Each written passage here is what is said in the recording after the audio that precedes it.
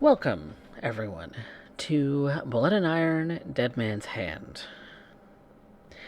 Where we had left off, our coterie had been working on some ventures to oust the current Primogen, to install a new one should one be desired for this shithole of a suburb.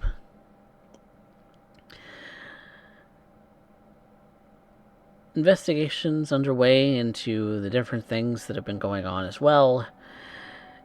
And while the rest of the coterie was off doing their own thing, Aaron and Alex met up for a period of time in which Alex had made an appointment with her Mola, Balthasar. Balthasar being a notable face amongst the Tremere. His sort of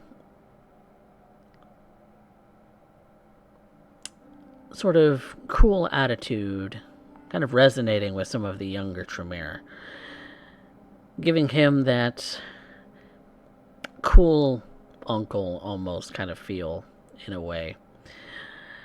You aren't his only pupil, Alex, of course. He has several in his tutelage. But since you come all the way from Australia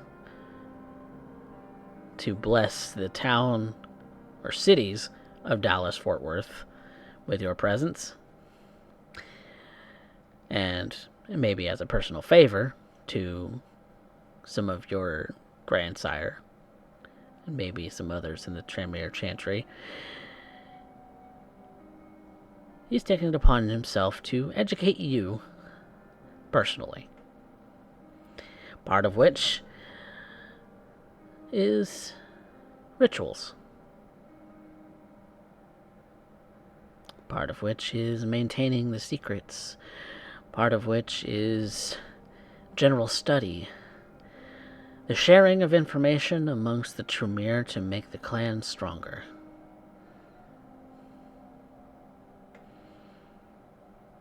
That's what you've noticed about a lot of Tremere in this city. Very clan-oriented. Very much in the service of the Camarilla, of course. But your Primogen and Regents definitely keeps it tight-knit on things that should not be shared.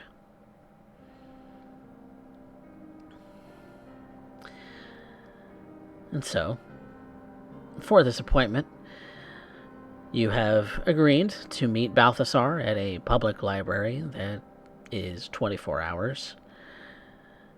That is a relatively quiet space that has private rooms should you need a little bit more speaking to go on. Only a few private rooms, but you've brought Aaron here as well, as there was a deal between yourself, Aaron, and Balthasar regarding rituals and ceremonies, I believe.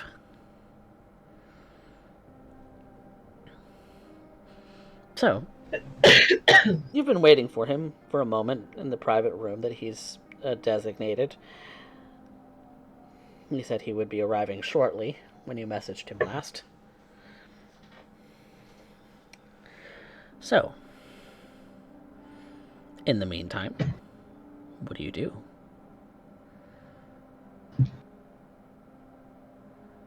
Alex takes a seat, finding somewhere comfortable, pulling a random book off of a shelf about some random subject, flipping it open, running through it. She looks comfortable here, like she belongs. Nowhere is more comfortable for Alex than in amongst a whole bunch of dusty old books.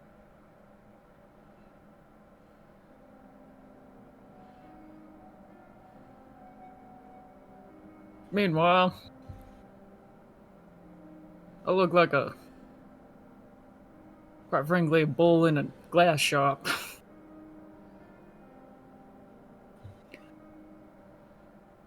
I just kind of stand around, waiting awkwardly. A little bit impatient, because this place is rather nice, a lot of nice things in here. I don't want to cause no trouble.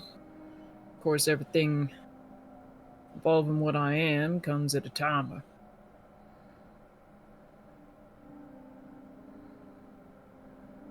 This has been long coming. Working on this bit for a couple weeks now, and maybe I'm a little bit anxious.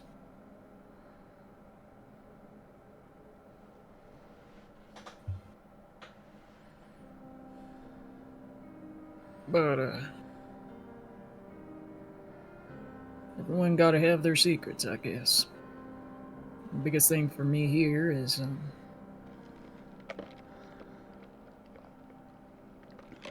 well, I guess I just want to make sure Lex does well. 'Cause out of all the misfits in this goddamn city,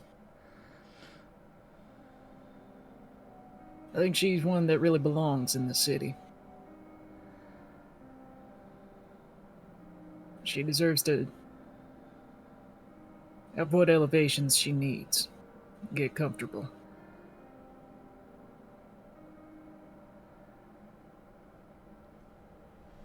Maybe I'm a little bit biased. If only 'cause there she got spunk.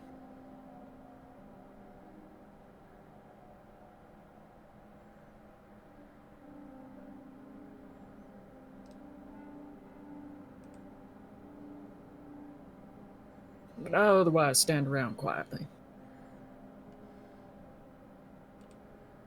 You look uncomfortable. I am. Why don't you sit down? Just shrugs and goes ahead and takes a seat. The chair And- creaks as he does, and still looks uncomfortable. In this private room are several chairs, a coffee table. There's a TV screen on the wall for presentations of some kind. Aaron takes a glance at the TV, looking at the screen for a moment. I'm kind of thankful that it isn't turned off. It's the black screen not reflecting anything about him.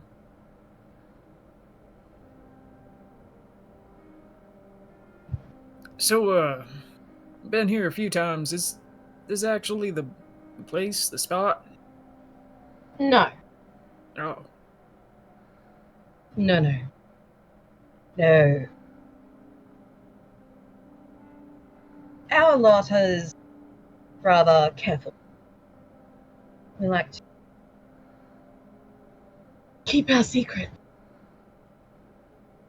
that's fair. As such, places of our actual study are generally carefully hidden. It's a little bit like a mad scientist from old stories.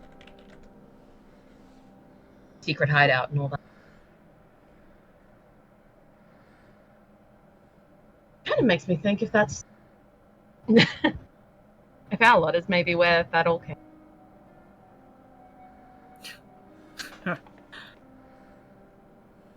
Maybe your lot invented it. Honestly, that wouldn't surprise me.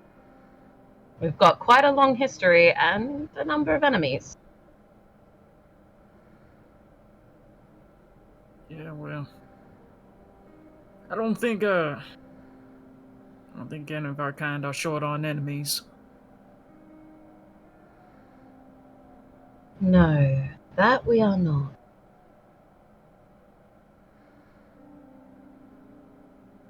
Maybe I have a bit of an odd question. Speaking of histories, I was looking at all these books and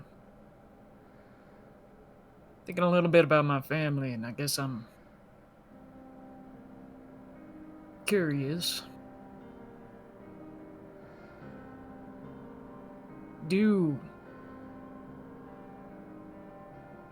I mean, I know that, he looks around to make sure there's not necessarily, like, any sort of, like, mortal prying eyes, in the vicinity. If this is, like, public to the mortal. Is it? It is, but this room is more or less, a private sort of meeting space, Okay. like you would see like at a college library. Okay. Alright. He just looks around, make sure there's not anyone listening in or anything like that, and he's like, Relatively soundproof. The only yeah, thing that they can see is windows and a door. that's a big thing I've been thinking about is, I know our kind got, certain lineages. Hell, Resner got his. We can monologue about it for the better part of, like, some odd 5 hours. Maybe the whole damn night if you let him.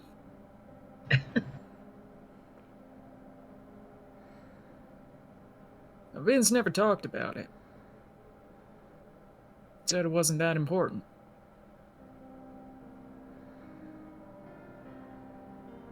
You know much about, I guess, I don't know what the hell to call it, bloodlines. That sounds corny as fuck. But quite accurate. Every clan leans back to the original.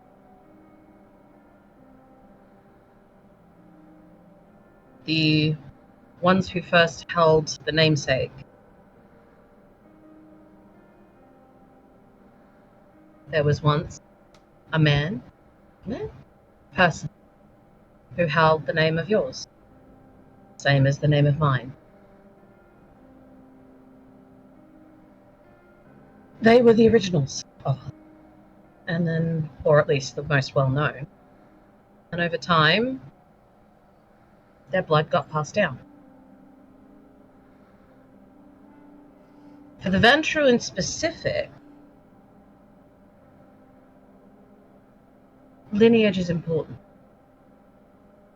They're known as the Clan of Kings for a reason. They tend to be rulers and diplomats and tyrants. And they take charge, whether for good or for bad.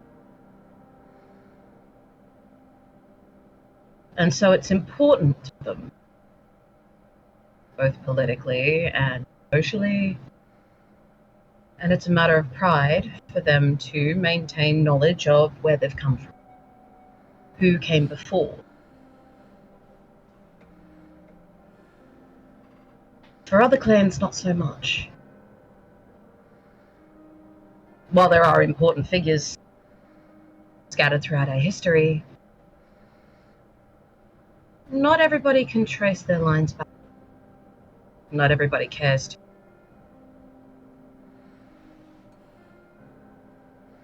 But if you were interested in finding where your line came from, you could follow the names of sires, parents. If you know who made yours, you can then find out who made them and who made them, if you know the right people to ask. Unfortunately, sometimes we run into gaps as well, though. Places where the knowledge goes dead, for whatever reason.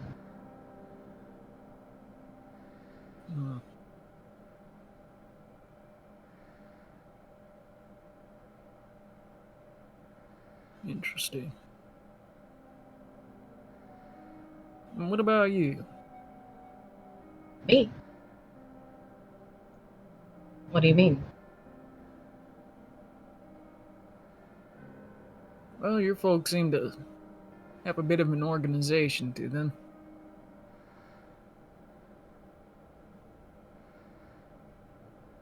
With us, it is more the achievements of the whole.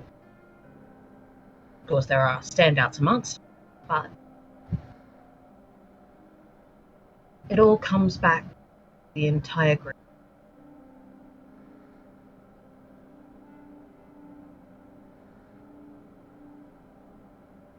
With us, the nail that sticks out normally gets hammered down.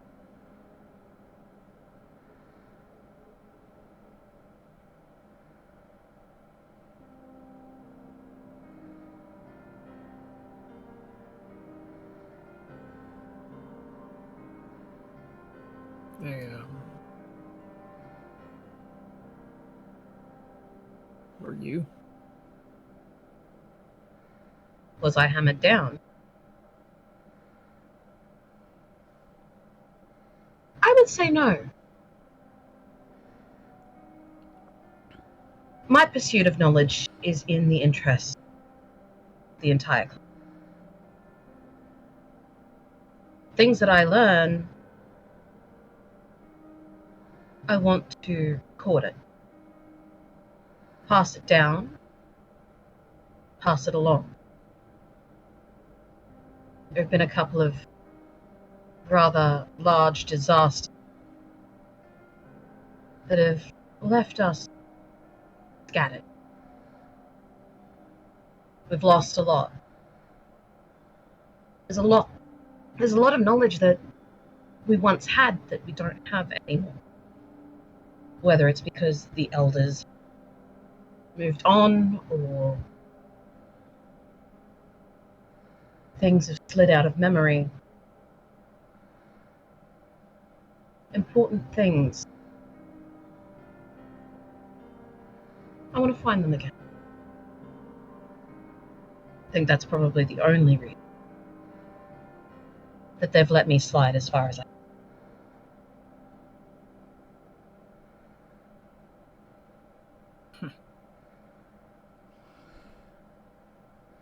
Well, Indiana Jones. Oh, yeah.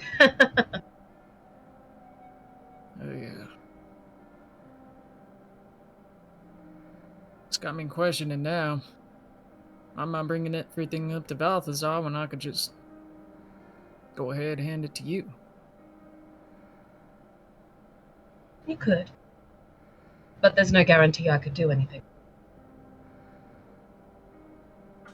I am still learning. Balthazar is the one who is supposed to be keeping a watchful eye over. The only reason I could be here in this city is because he agreed to take me under his wing.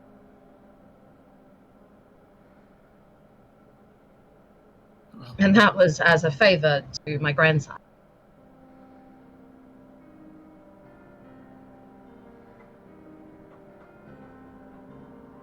Really? It's quite the connection. Your grandsire... He in town? No. Oh. My grandsire is back in Brisbane. That's where you're from. Yes. Well, not entirely.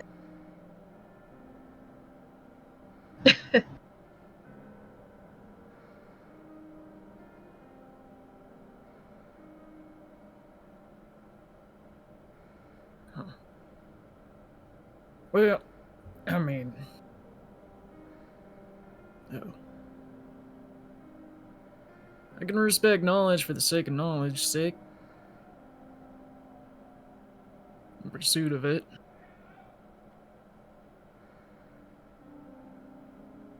Knowledge is power.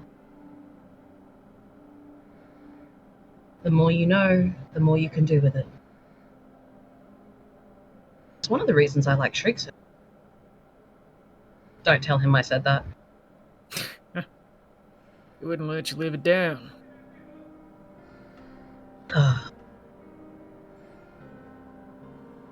He would make as much use of it as he possibly could. on you like white on rice.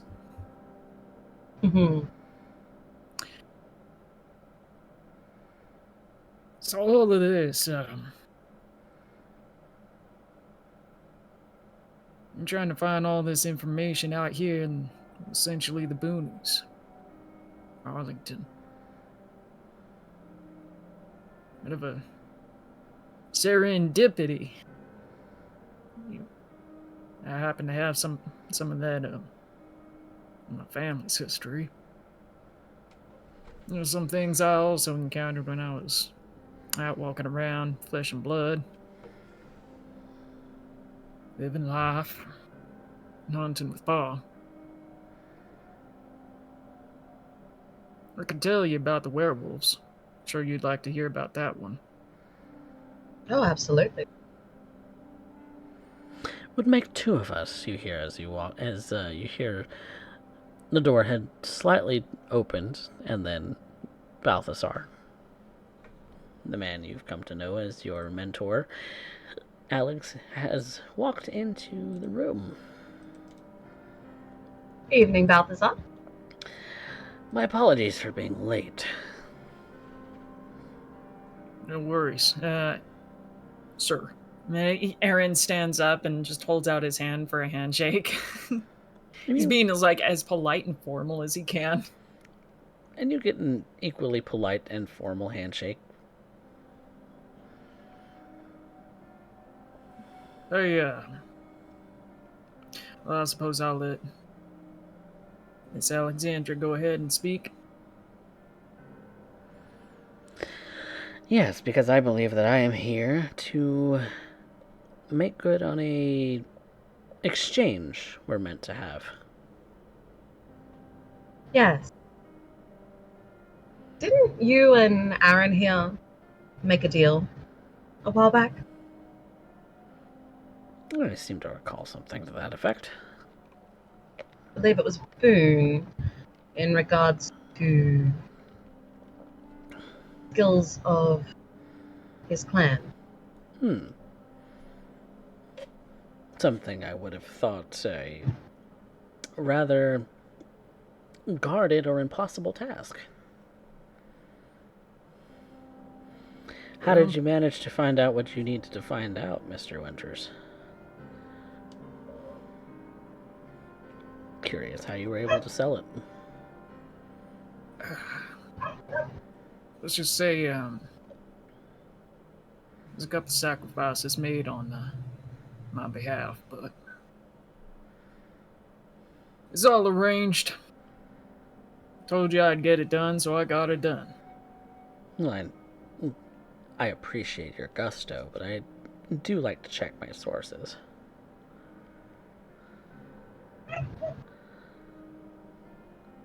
What sources you expected? Well, proof that you can perform, for one. Got a dead man in the general vicinity? Not handy, but one could be procured. Let's procure it. This Not in a... This isn't exactly the venue for such a endeavor. Perhaps we'll schedule that at another time. I'm sure a dead animal would work just as fine. Got any of those. I don't make it a habit of killing animals.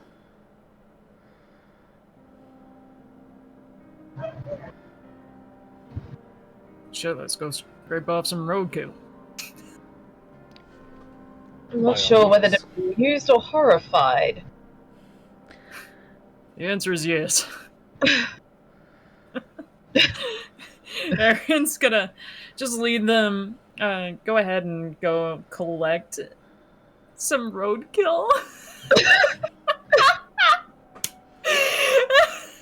This is the worst possible way to do this.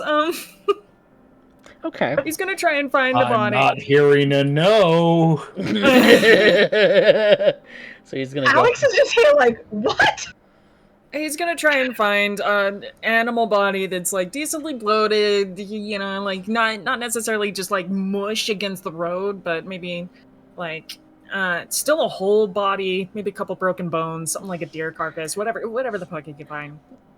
It is Might the have been there suburbs, for a day or so two. you might find a squirrel or something. So let's make that a. Oh my god, a squirrel. Let's make that a. Oh. This is absurd. I'm gonna determine just what an bitching the entire appropriate time. role He's for like, this is. he couldn't just find Jimmy's dead dog or something. So let's make that a. Oh, I was looking at that. Be like a survival check, maybe. Yeah, I'm thinking. Oh god, I have nothing in survival. Hang on. I might be able to help.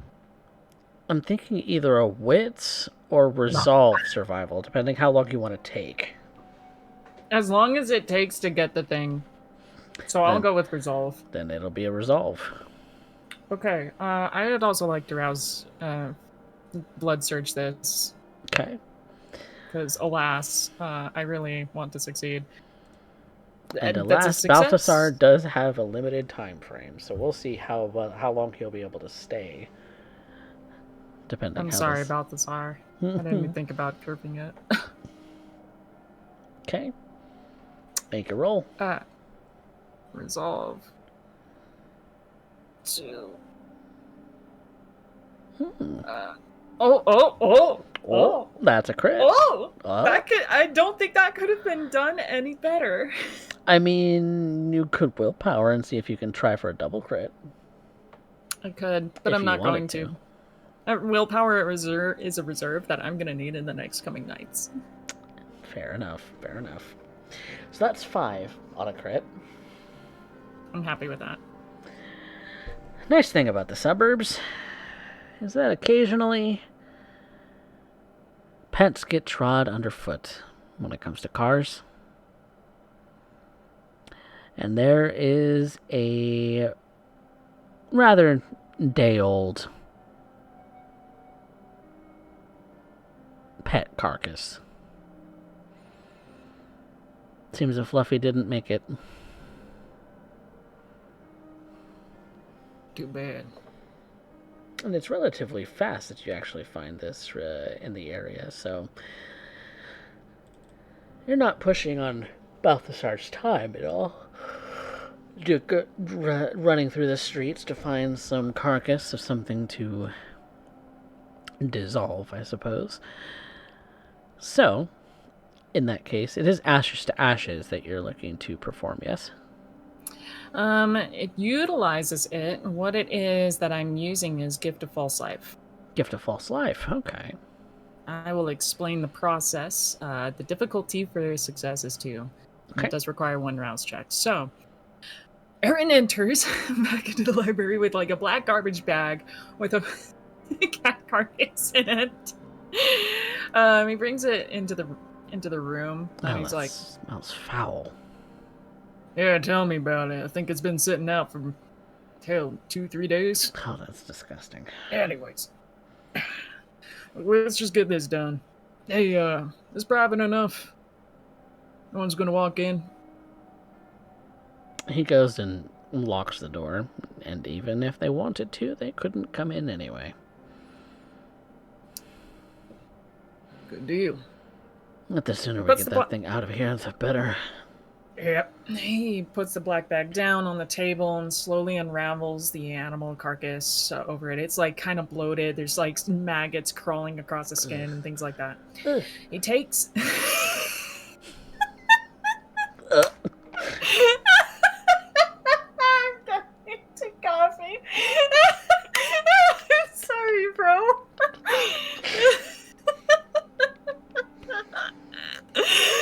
He takes some of the... I'm gonna add an extra layer of gross to this. Alex is gonna step forward and she's gonna pick a couple of them off and put them in a little plastic baggie, zip it up, and tuck it in her bag. That is disgusting.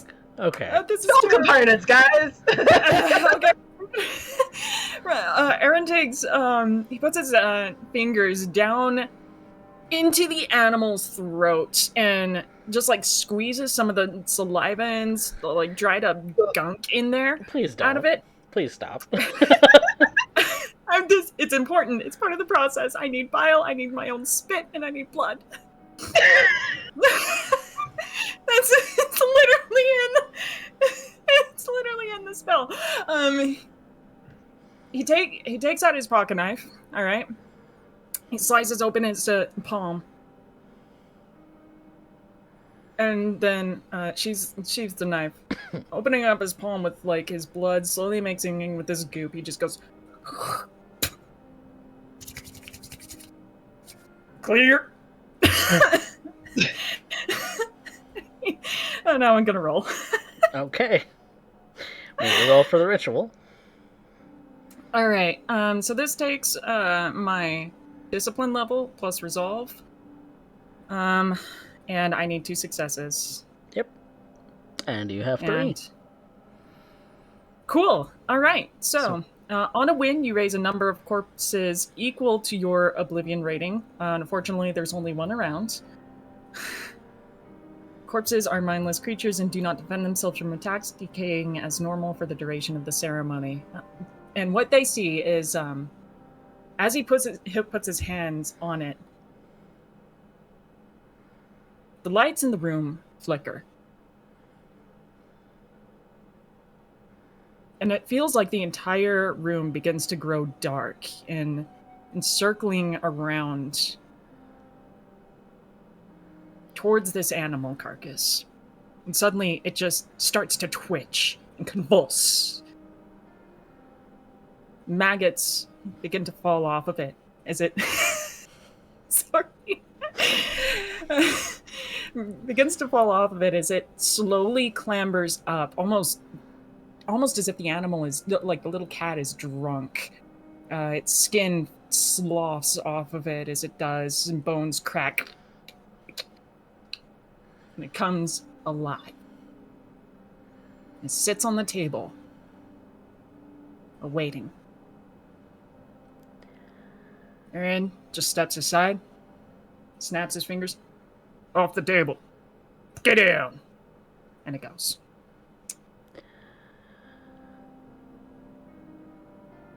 I think that has got to be one of the most horrifying things I've ever witnessed.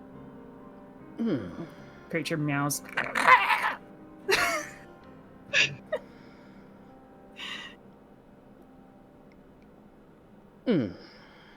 Oh, good kitty. Goes down and pats his head. He's like, That is often a trick saved for the Hakata. Interesting. Yeah, you said you wanted a magic trick. I got you a magic trick. Indeed. I am very familiar, actually, with the knowledge of such a ritual. I'd never actually seen it performed before. In person, at least. I'd heard about it, heard about the ability of those who touch the Oblivion in some cases that can raise the dead and dissolve a corpse to ash. As a note, Coffee, I'm retroactively rolling it, and that's a 1. Oh, shit! You must take a stain, my friend, for touching the Oblivion. For a cat. For a cat. Alright, it's okay. It's okay. This will be erased at the end of the session. And I know why. Everything's fine. Yep. What if I told you this was the first time I did anything like this? You'd be surprised? Your first time actually performing must mean you have a knack. Yeah, that's a scary thought.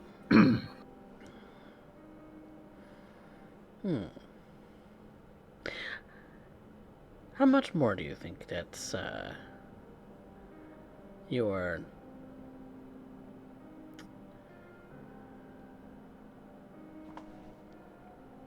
your sire, or whomever you learned this from, how much more do you think that they would pass on to you in the near future? I guess that depends. Depends on how much how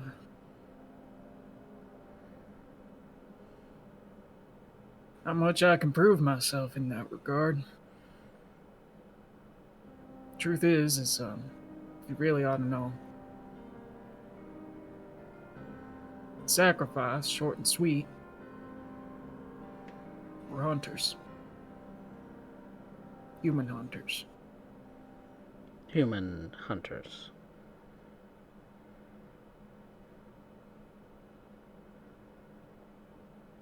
Ah, I see.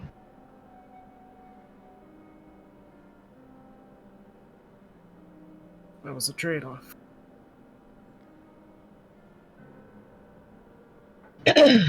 I would not deny it came at a greater sacrifice than really I was willing to offer at that moment, but I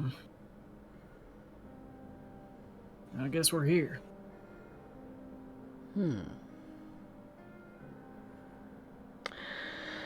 Well, that is certainly something that is quite interesting.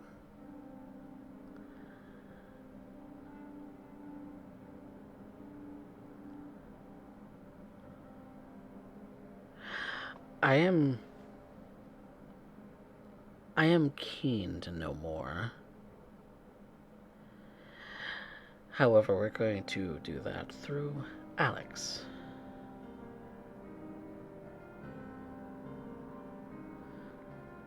Alex, you will learn the ceremonies and then pass them along to me. His ceremony. Yes.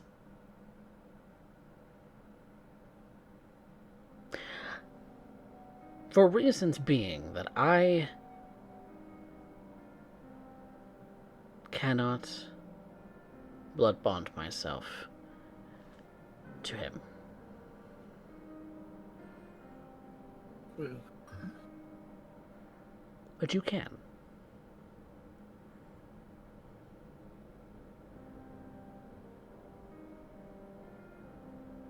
See.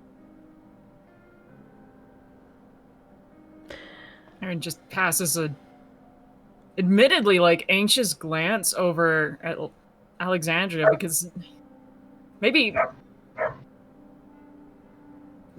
he just respects her a little bit too much. And he just is not enthused about that concept.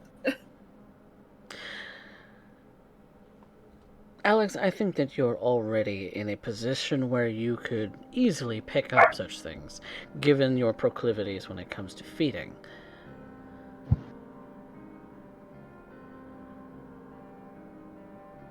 I see.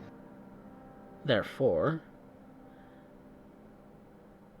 it should only take one sip for you to be prone to learning these things. You do not have to fully bond yourself to him, nor would I ask you to do so.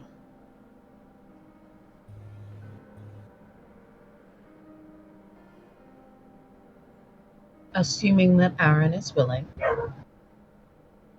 so would I, in the interest of learning.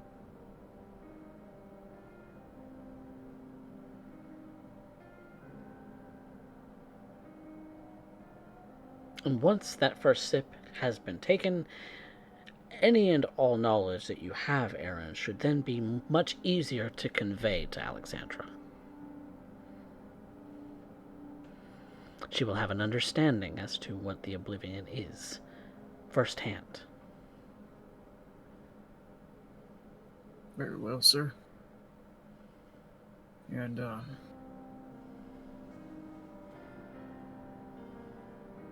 in honor of the exchange, she also is going to be receiving further tutelage from you. That was Regarding never that in there. question. Okay. Talking about that ward bit that we brought you some time ago.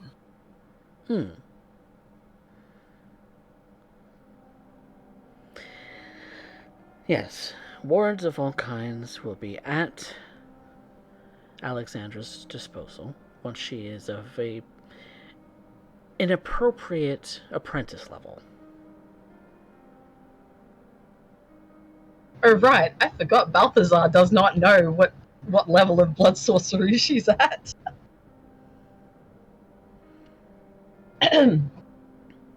What level would that be?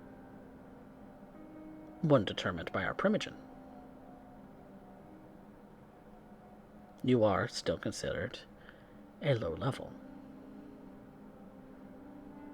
Regardless of your being a prodigy, and regardless of how skilled you might be in attaining new knowledge,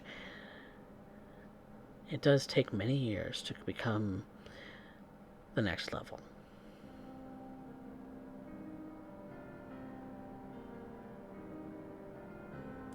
And a good many of those years will be in my tutelage. Of course, you will then go back to Brisbane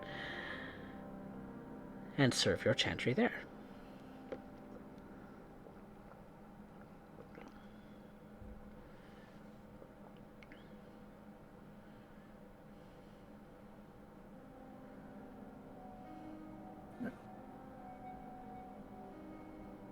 Yeah.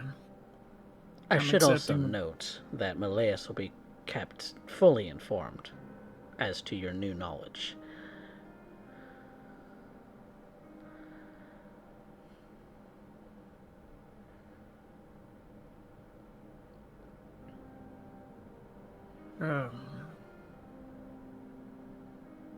I'm accepting of these terms, Balthazar, but if I could be so forward.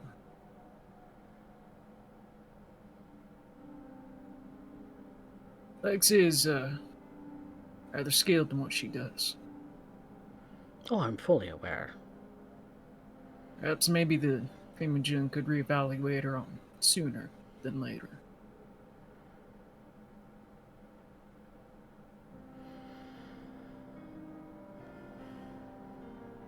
You know, seeing as Elysian's coming up.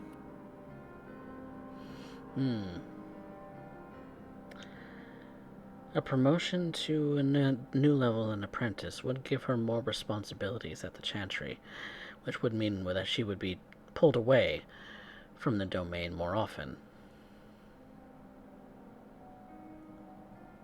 That is the exchange.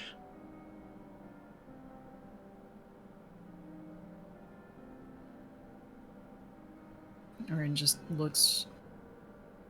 Alexandra, is that all what you want? As currently stand,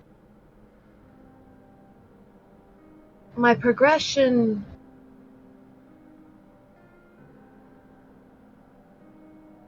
stands as little import. At least I would like to see things through with the domain first.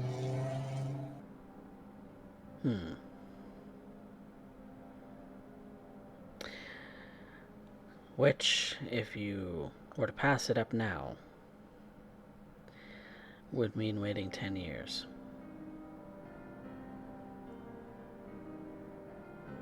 Are you willing to wait that long for the next level in apprentice?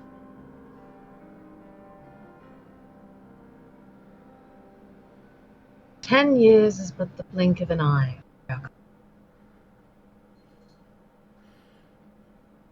Indeed.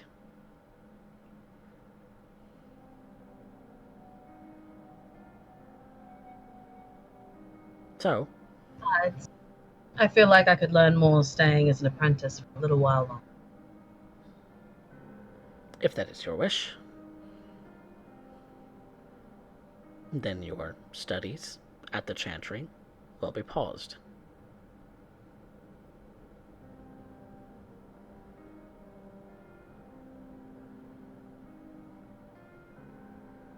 Pause. Yes.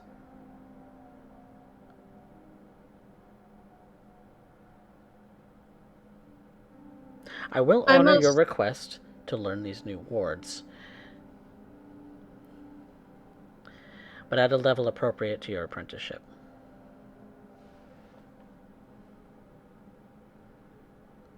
Anything beyond that would require you to move up.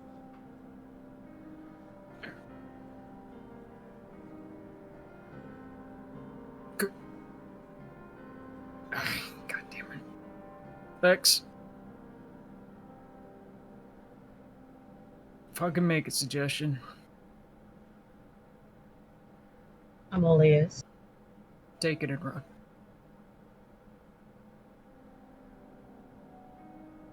I know you want to do right in the domain. You've always been the kind of gal to try and do right by others, but there are things going on out there that ain't yours. It ain't yours to take on. You have a chance to get out. Take it and run.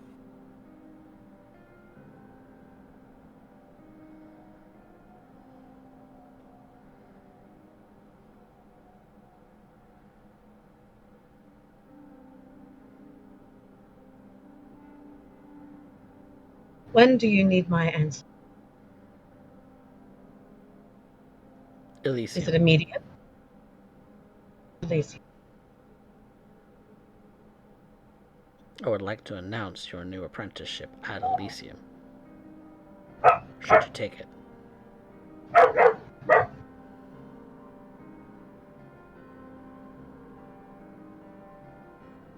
would also advise you not to rush into things. Give it careful Rushing thought. into things is not a habit of mine. No, you've never been one to rush anything. You've been the patient student that I've always admired. I would just say, give it some careful thought. I shall. It's not a simple decision.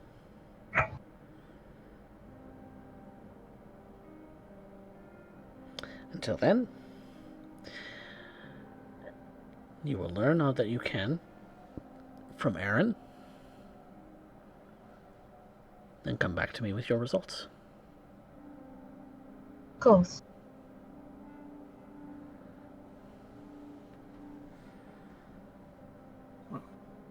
This has been gruesome.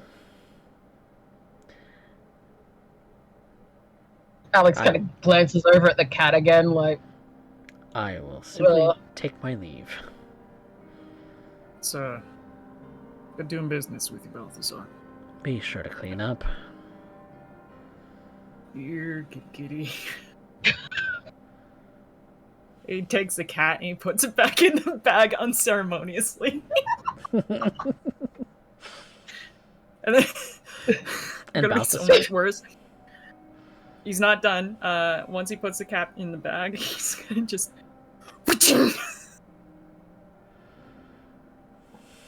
there's no more movement from the bag. Okay. And Balthazar, before you had slammed it on the table, had made his exit.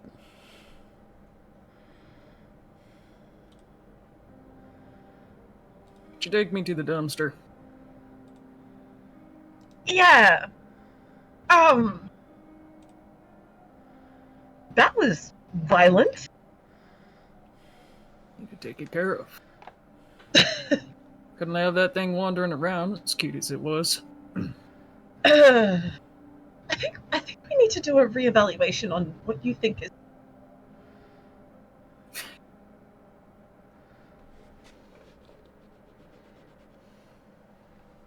Well,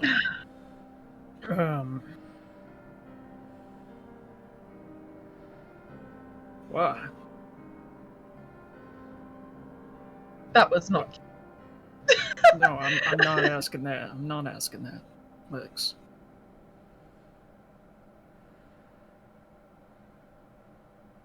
Why what? Why didn't you take it?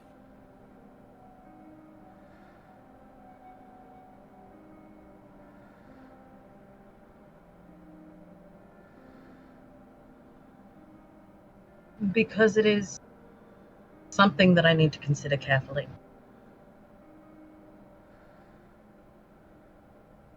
What are you considering? What are you weighing in on?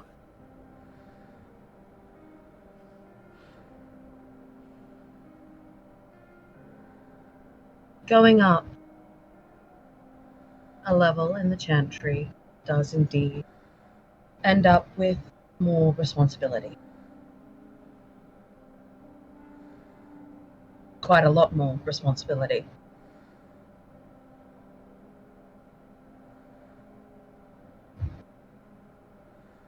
The amount that it would pull me away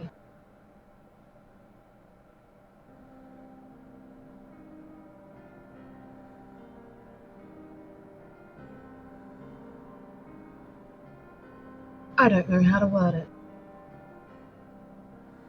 It would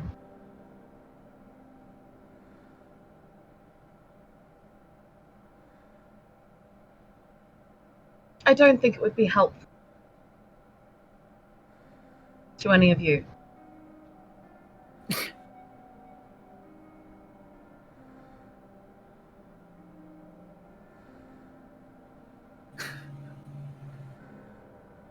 Both of those.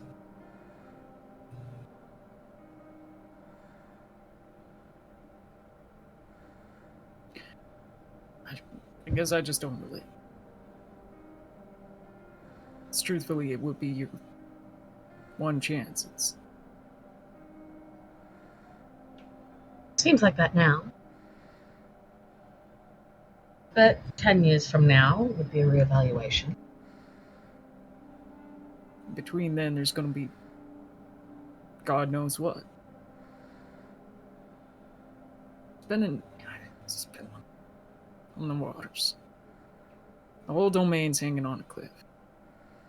We all know it.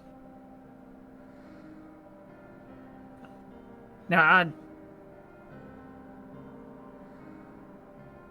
you have a chance, Vex.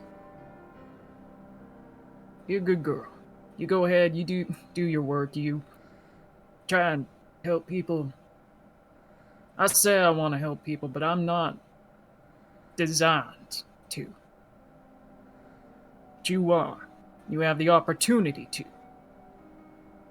You can get right the fuck out of here. You can actually try and pull some strings. You have a chance to sit somewhere a little higher up. Drag people on up with you as you need. You get that, right?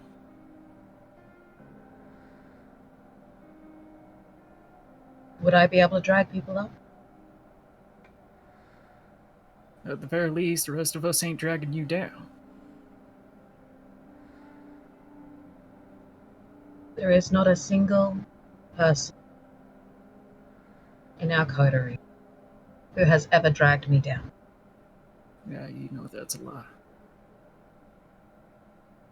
As far as I'm concerned, it's not.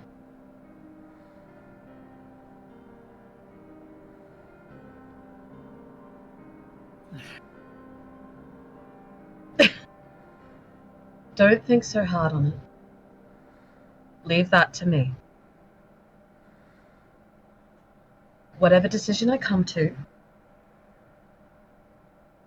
I promise you it will be fully thought out.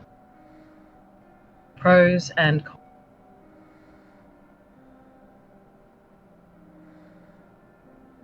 It's an opportunity that I won't let go to waste.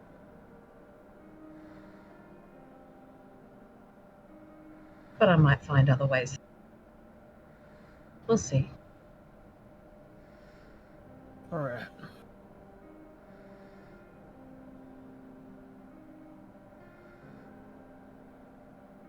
Shit's hitting hard and fast.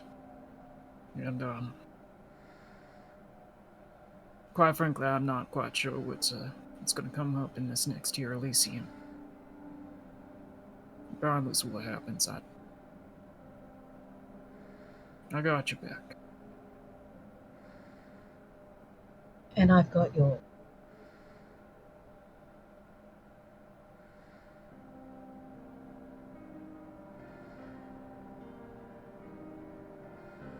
I guess there's one more thing. I don't feel right just having any sort of supernatural wumbo jumbo power over you, so preferably I'd like to offer you some leverage.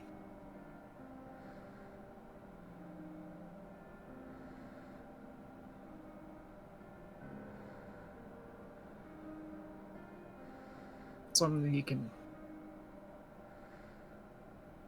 hold on against me in case any of this blood stuff gets weird.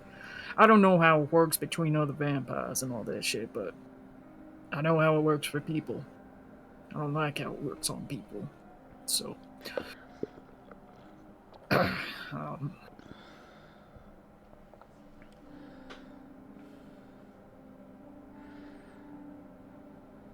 one of those folks.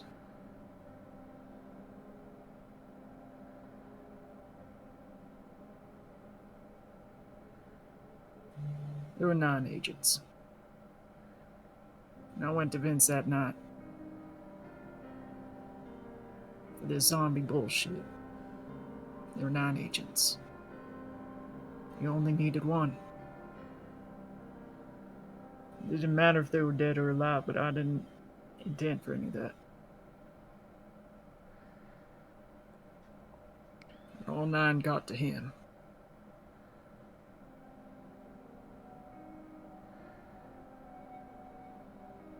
And one of them was mine.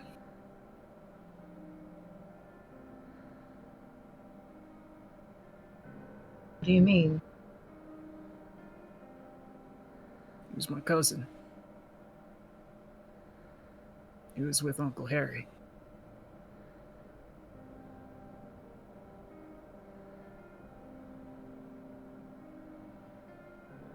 Alex reaches out and she gently takes Aaron's hand. And with absolute sincerity, he looks at him and says, I am so sorry.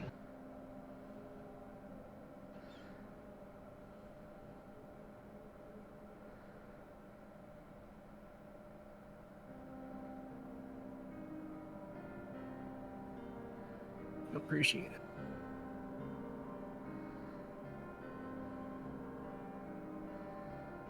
I gets out and about. There's a few folks, but if it really gets out and about, that will end me. Without a question.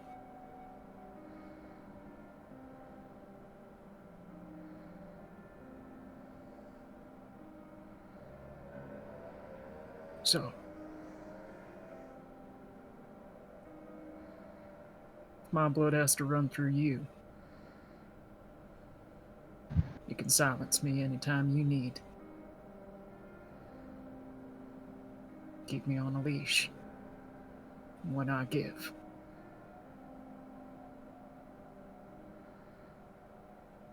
Instead of one forced.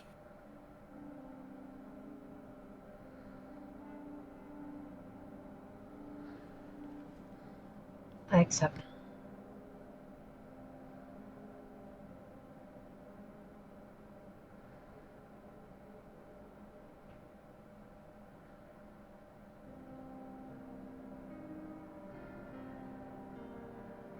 It's Aaron puts his hands on Lex's shoulders and just gives her a firm squeeze. It's affectionate in a weird way, but he's trying to be gentle about it. He's got Nods some his very head. strong hands behind them. You can see he wants. There's part of them that maybe wants to cry, and you're not sure if it's. Well, maybe he's not sure if it's like the masculinity in him that says no, trying to be a man about it, or if he just can't.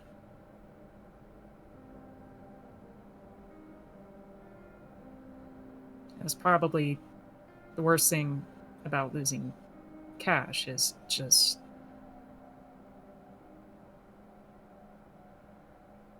You can't cry about it. You can't feel any remorse at all about it.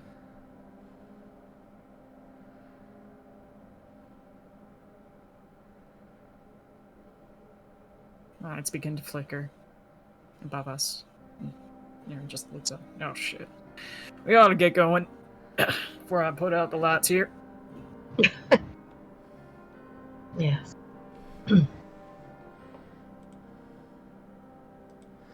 You do know, even outside of all of, if you need somebody to talk to lean on, I am here. We try to be islands, but no one can be an island for too long.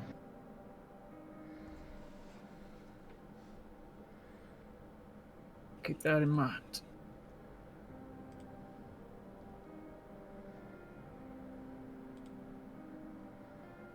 Thanks, Lex. Thank you. He's gonna hold the door open for her and have her lead him out.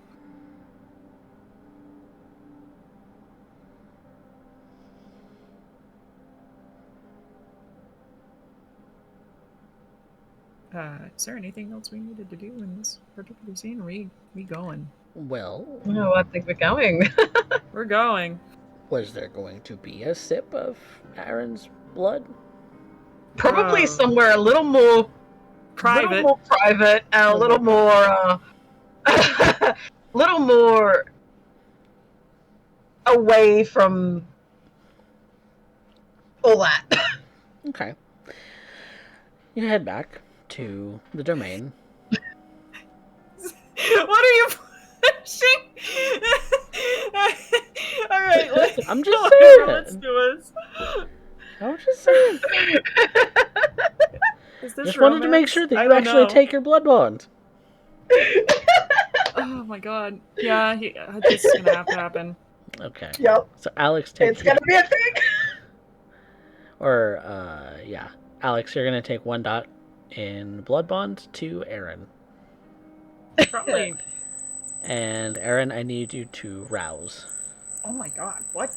Somebody's chirping. That might be Moxie's Mox. Yep. Mox, that's your mic. Oops. Hang on. Okay. I feel like I was just like listening to a dog whistle and I'm like, where is it? Okay. Exactly.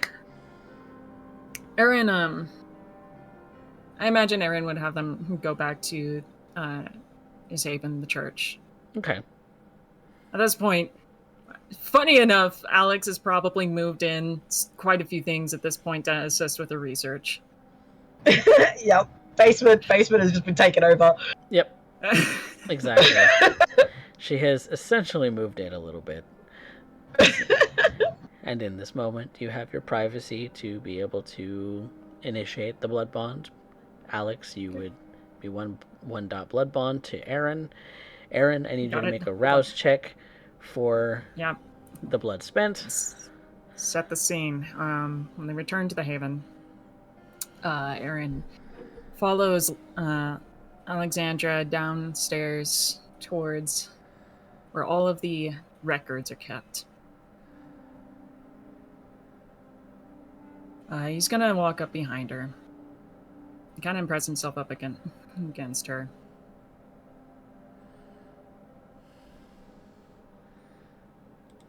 And puts his hands on her shoulders. So shall we get this over with? I suppose we shall.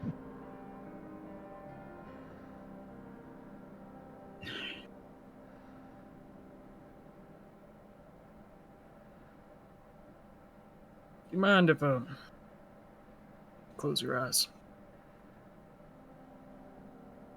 She does as asked, closes her eyes. Aaron's going to bite his own lip.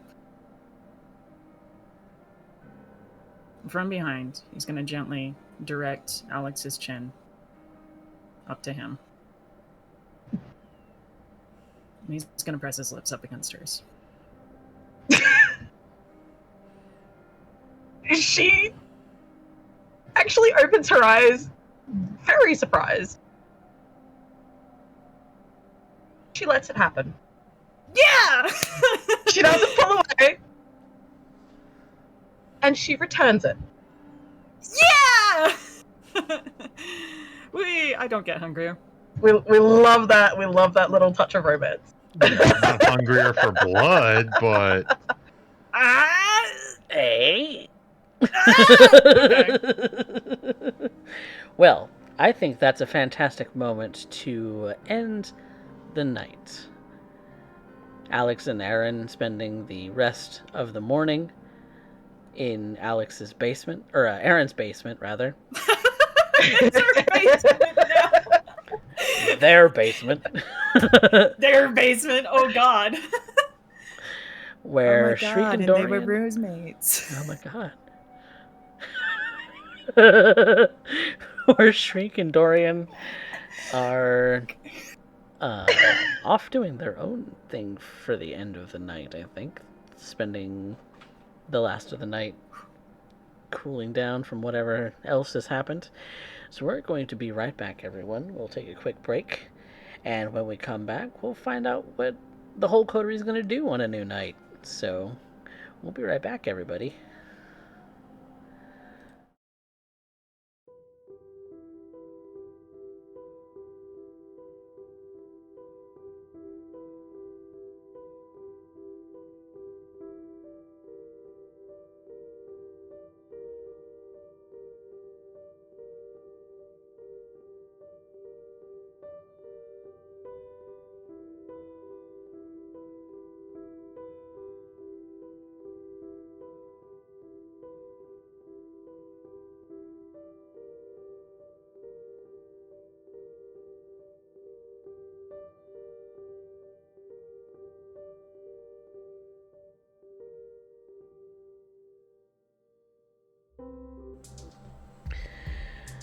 Welcome back, everyone, to Blood and Iron, Dead Man's Hand.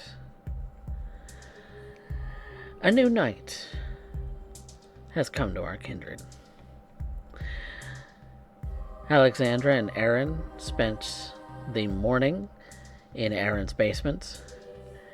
Shriek had gone home to his own little shack of an apartment, and Dorian found his way back to his penthouse.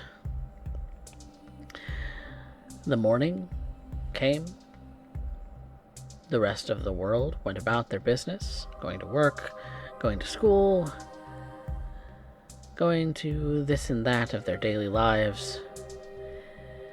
And as the sun draws near to the horizon, these vampires stir once more. So I need everyone to roll a rouse check.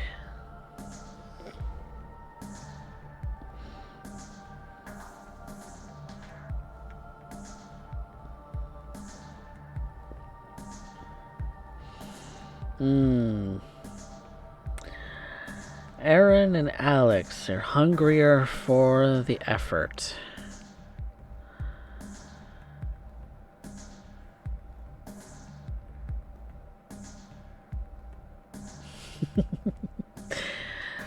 For the effort of waking up, these two kindred are hungrier, but Shriek and Dorian, thankfully, are not. What is everyone's hunger as of right now?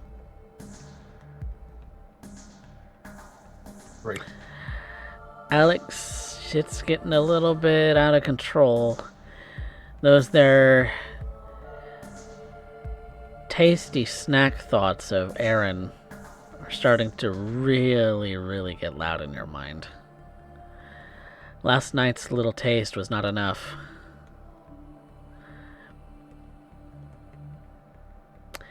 You kind of want a little bit more of that dark syrup.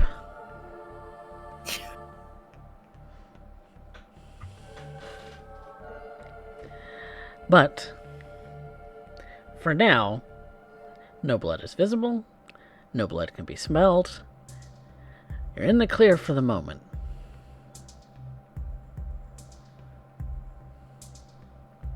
So, as the messages have rung out that the coterie, for the most part, is wanting to get together to discuss matters that have happened in previous nights. Aaron, thankfully, you are with Alexandra and are privy to the messages being sent back and forth. You all can meet up first thing. So,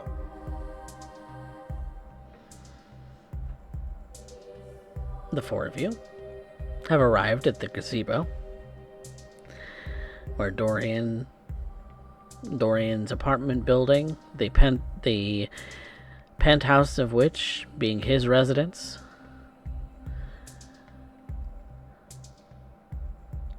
This has become the new meeting spot. Alex's shop has kind of taken a back burner. So, Dead Man's Hand, what is it that you would discuss?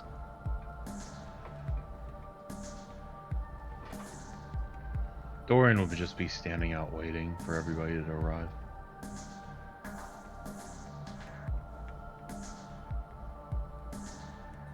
I imagine Aaron would arrive with Alex. They would show up together. Seeing that Resner's already there, he'll probably approach casually. Evening, Mr. Resner. Good evening, Mr. Winters. It's good to see you all. Miss Alexandra. Resna. I have something I need to ask everybody. I'll wait for Shriek to show up.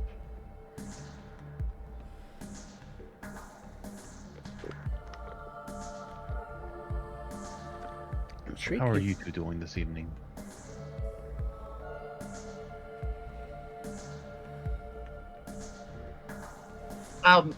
Alex kind of glances across at Aaron.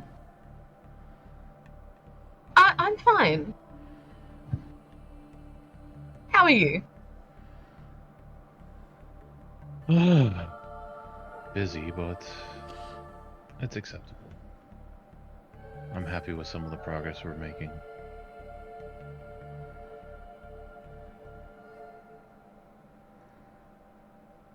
Well, let's get on with it. And Shriek here? I don't know, is he? you can arrive whenever you want. You're supposed to be here. Then you would probably see Shriek pulling up at this point. Exiting back as Madame ends up serving as a pseudo chauffeur.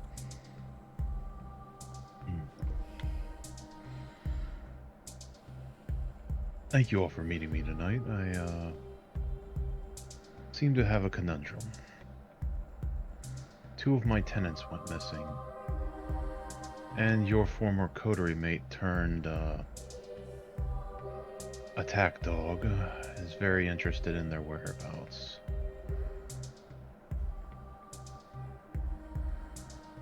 Yeah, it was. I'm assuming you want us to probably go out and find these folk.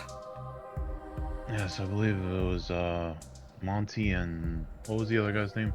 Danny. Danny and Monty. Those are the 2 that are missing at the moment. No one's seen them. No one knows what happened to them.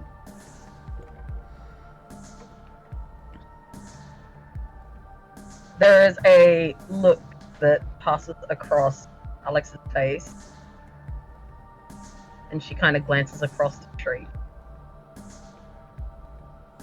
Kind of like what you're making on screen right now. Mm-hmm. Do I pick this up?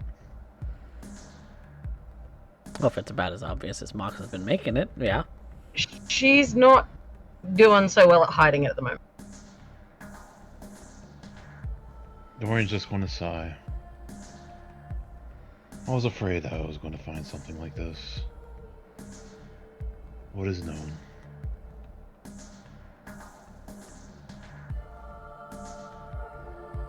Starters, I'm surprised that he's only now starting to stick around.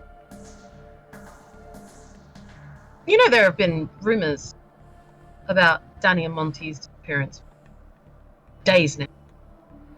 None of them reached my ears, otherwise I would have looked into this sooner. But then again, I've been busy, so I haven't been able to keep an eye on the complex as much as I should have. Well, rumors have been going around so much that even your tenants had heard more about it. Hmm.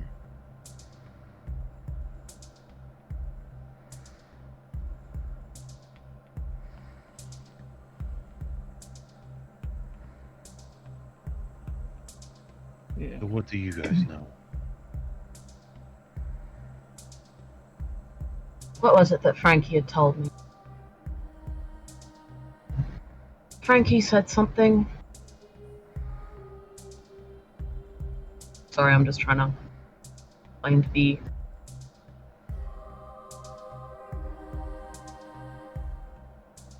Well, the two were trying to get Frankie to join their little club, and apparently they were jumped when they were out walking. According to what Frankie had to say, they got mushed. Faces ripped off or something. And apparently the rumor was being spread around by a couple of Danny and Monty.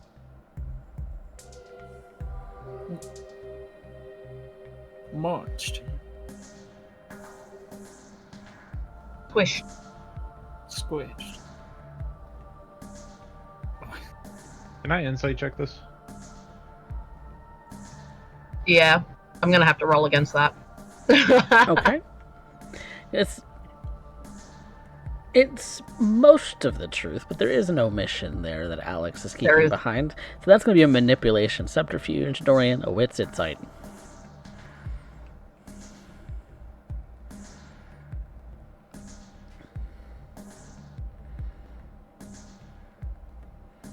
Okay, so Alex has 2. Dorian has 3. Alex, do you want to make any adjustments with willpower? Nope. She's hiding something, Dorian. Almost. She's just not telling him everything. She's hiding something. He's just going to pinch the bridge of his nose. And who supposedly attacked them? The rumors didn't say.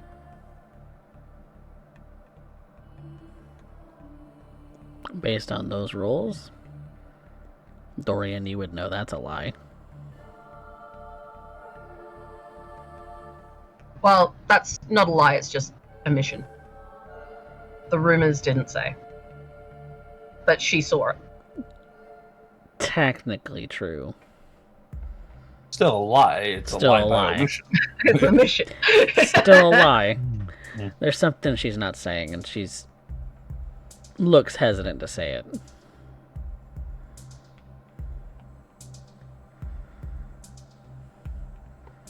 He's just going to narrow his eyes. Or that could be the hunger. They're not...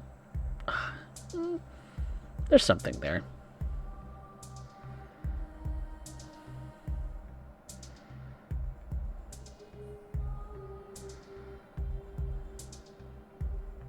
Well, all things considered,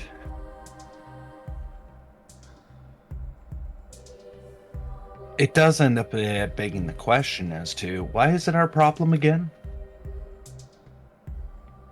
Maytag ends up finding himself missing a few friends, get in line. Darlings, the whole thing ends up revolving around the idea that we're just, worried about looking into something that, well, a friend of the Scourge you think would already be able to have the answers. Has access to all the Hound's knowledge, all of the Sheriff's knowledge, and the decree of our prince. And it comes down to us to do it to what end? Those two disappeared from a place under my protection. And he's just going to give Shriek the look of, that means something to me.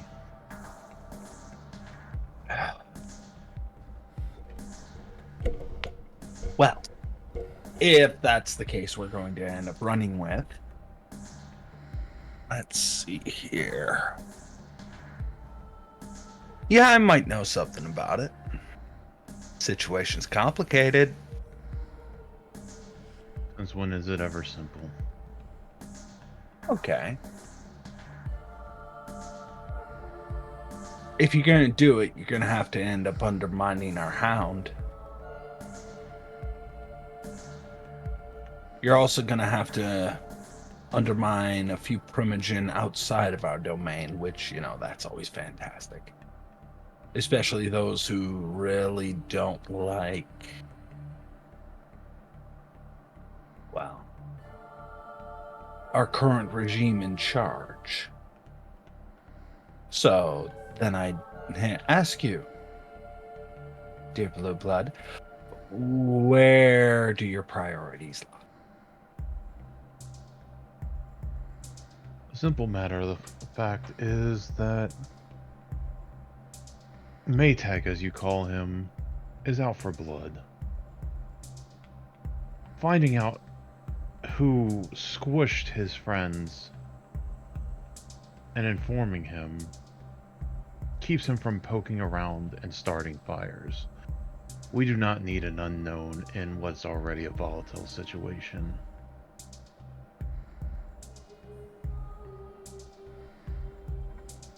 Tell me something I don't know.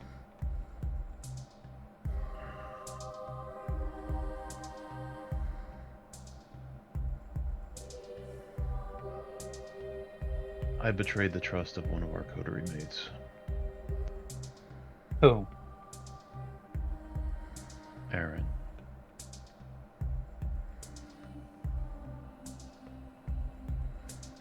Over what? He looks over to Aaron. The details of which I will not reveal because they are not my to tell. You erased my memory. Because he didn't want me thinking about the problem that was mine to deal with. Shame about that. Yeah, tricky part about dealing with Ventru. No offense, just get to know who you're in bed with. I find things to be incredibly difficult. So,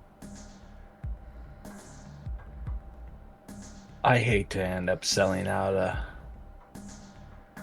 member of my own family, but the answer is pretty simple when you end up breaking it down. There was once a individual who ended up going out of town. Thought he would be able to reclaim some glory following Calhoun. And in his loyalty, he also ended up failing. Caused a little bit of issues. And a lot of people didn't want to end up letting him forget it. You're going to see Dorian's face kind of... You're going to see it around his eyes, like he's going to, like, be a little angry. But he's trying to control it. You see, these couple of thin bloods seem to end up mistaking something, as far as I know. Probably wanting to end up flexing on somebody who actually seen some action, wanting to end up saying, hey, look, you're beneath us kind of thing. You know, the whole trying to end up finding something. Yeah, you get a little bit of leverage and dangle it over like a carrot or a cudgel. But what happened? Well, unfortunately, I guess they flew too close to the sun. Somebody takes exception when, a good buddy of theirs who they lost after going to war with, trying to end up holding their delicate Camarilla sensibilities, comes back to end up finding a couple of ingrates, decide to start barking. One thing leads to another, and, well, I'm sure, Mr. Resner, you can already put the rest of the pieces together yourself. Well, considering who I think you're talking about was already at my club, looking for another person that is now residing in my building. Oh yeah, speaking of which, your newest acquisition is going to need some time to heal. What happened? Oh, well, apparently the individual you put him under decided that it was time to reconnoiter. I'm sorry to say he doesn't quite have your social graces. It was kind of... It kind of ended up making me wonder. I'd like to end up saying I ended up offering harsh warning, but I know that you like to handle these situations personally. And I'm under no authority to speak for you in your own little slice of domain. After all, I do play to the rules.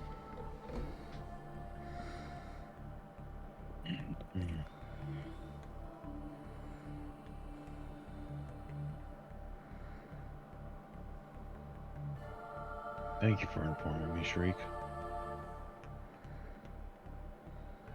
Thank you. His eyes gaze towards Mr. Winters. Then over to Alex. And Alex, I'm pretty sure you're pretty good at nonverbal communication, so when he glances at you, I imagine you're probably receiving something along the lines of, "Don't make me pull your ass out of the fire again." When we all know you're caught in a lie, you're just not that.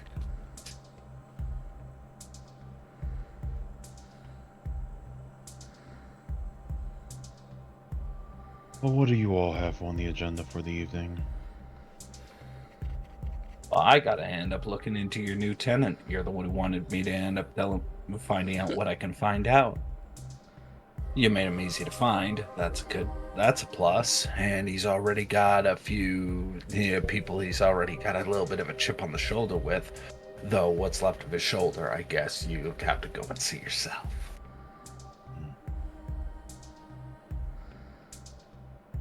My agenda is, for starters, I need to keep myself available this evening in case you need a pistol or gun. Oh, and here you had my hopes up.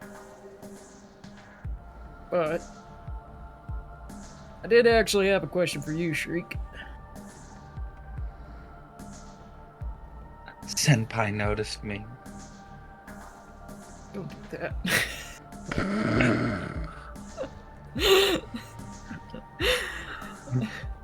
He just like cringes.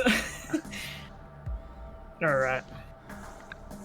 I've been trying to get to know some of the folks around here a little bit more. I guess you could say I want to go to church sometime. There's a Sister Charity and a Terry Perkins that I understand you might happen to know a bit about. I might know something about someone. But then again, everybody who's anybody knows me. I'm starting to get that impression. It's part of my charm. Not to sound ungrateful or petty, but I am. So what do I get out of this little ordeal? Me exposing them to you, Well, let's just say that you don't have the greatest history when it comes down to those of blood. And while we're all now on the same page, you can imagine the complications. That might be a concern. I have to look out for their well-being just as much as I have to look out for yours. So, how does this shake out for me? Well, I know you like knowing stuff, so to give you a little bit of insight. 9 bodies counted at Blackwood's mortuary home. That's where the agents went. Wouldn't you know it, Vince was helping him out with that. Not surprised. I guess my folk are a little bit more connected than I initially thought. Makes sense. Operation needs funding. Operation needs to get bigger, and there's only so much good old boy Southern charm will get you in this day and age. Really, it's more of a handicap now, but don't hear me crying too much about it. Fine. One additional condition. You don't leave my side for the rest of the night. Alright. I get to spend time with Daddy. God, freeze.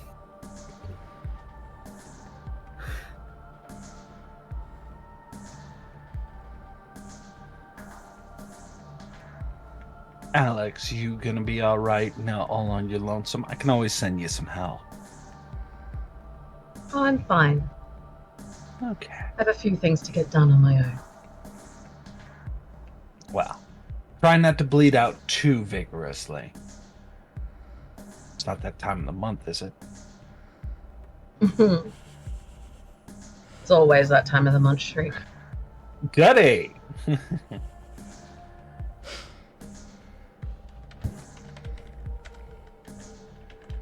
Alright. Well, Mr. Resner, I'm sure that you end up having your own little cavalcade to deal with. I will be assisting if you require it, and if there's anything else you need, I'll gladly end up offering it. Thank you. Oh, that also reminds me. He reaches into his shirt, which, let's be honest, there's not much of a shirt left, as he pulls out from the little bit of a fishnet top that he has, looks at it, and it's an envelope, tosses it in front of Mr. Resner. Sorry for the sloppy handwriting. Only so much I can end up doing in a short period of time, but hopefully it's enough to get you started. And that should have all the information that Shriek should have had available to him following said contact. Okay. He was following him for a night and doing investigation work, and I imagine there's a few other moments where he was doing stuff off the clock, or not on screen, because that's just the busy work, but that should be the culmination of it. Okay. Shriek, go ahead and make me an intelligence awareness. Intelligence awareness. Just to see how much you were able to record. And what? There's 3. Not great. 3, not a great roll, but I'm not going to willpower it, as I don't have a whole lot of that at any given point. Okay. So what you get, Dorian, in that envelope is going to detail a little bit about where this kid's from. He is from the surrounding area of Dallas. May or may not have gotten chased out of where he once was. Small town USA. There's no indication that a sire is in the city. And This Thin Blood's here on his own, basically abandoned. Okay. Had previously gotten chased out of Arlington too, but now he's back.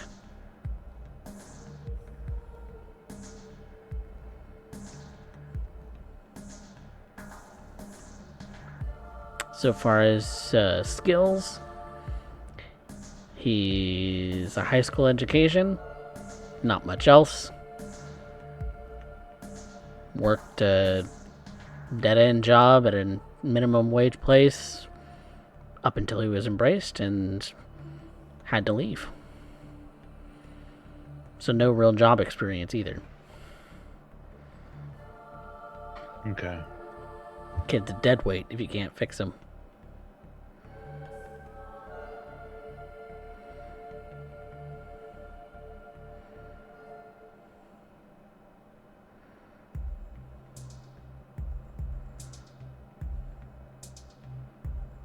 No ties to anyone, so nobody'd miss him if he gone missing either.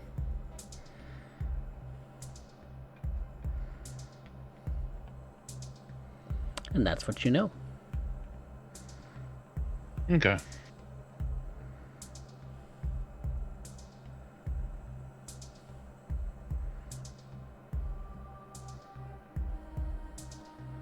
So, Shriek and Aaron are off going to do something. As they go to leave, Alex is going to reach out and she's going to touch Aaron's elbow really lightly with her hand and say good luck. He pauses, does make a point to turn back to her and bows his head a bit. Keep yourself safe. Will. Make sure to do the same.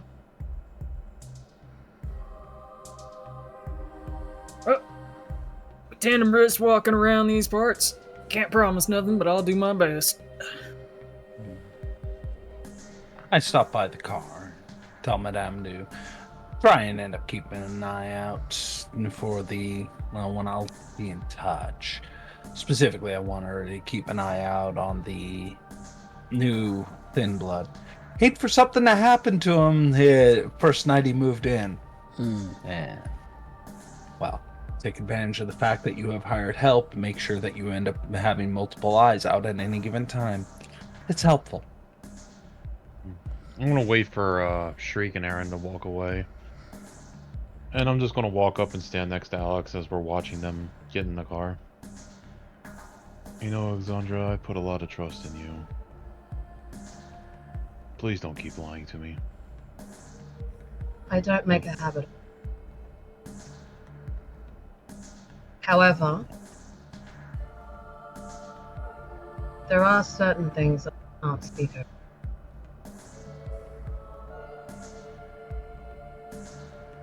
I would rather you tell me that in truth than try to lie.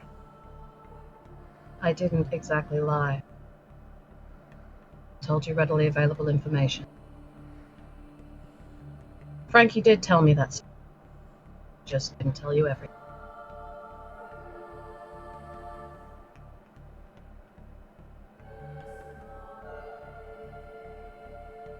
Well, just like with Mr. Winters and myself, best intentions don't always cut it. Best intention.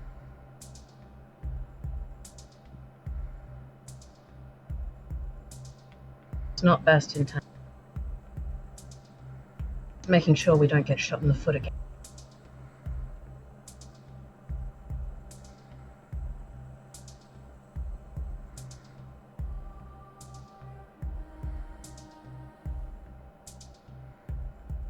You have a wonderful evening. And you too. And he'll go and climb into one of his cars. And he's going to go out and first stop by his building, and if he knows a way to get in contact with Kane, he will.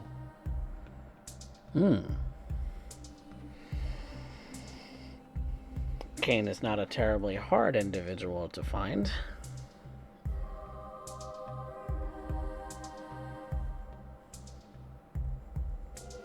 So he can meet up with you tonight if you'd like. Yes. I'll tell him that I will be at the same building that we met at the previous night. Okay. And Alex is off to go and feed before doing what exactly? Likely to go and try and figure out this new trick. Her new trick that she's supposed to learn. Yes, indeed. So, as a person with a significant amount of occult knowledge, you know that a lot of blood from the living has resonance. Though you never seem to get that sort of thing out of bagged blood. So, an experiment runs across your mind. Feeding like you usually do. Maybe that is what indeed Balthasar meant, that your proclivities lean you in the direction of learning that which touches the oblivion.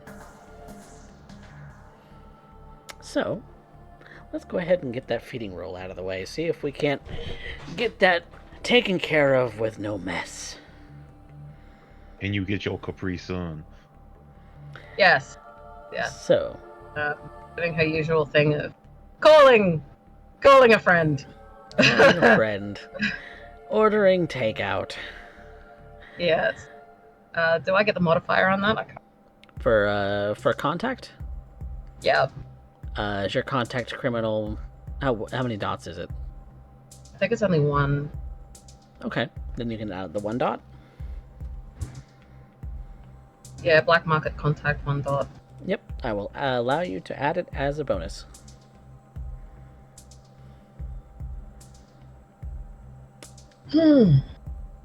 So, madam, you can choose to willpower 2, because you need a 5. I believe it's a 5+ or a 4+. I think it's a 4+. You can willpower 2 to try and get 1 more extra success, running the risk of a messy crit, or you can succeed at a cost. What's the cost?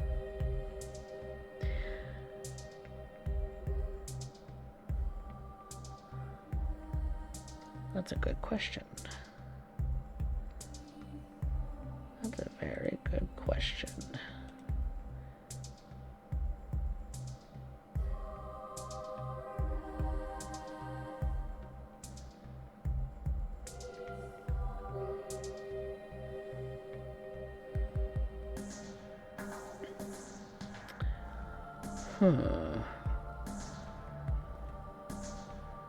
I'll say an aggravated willpower damage.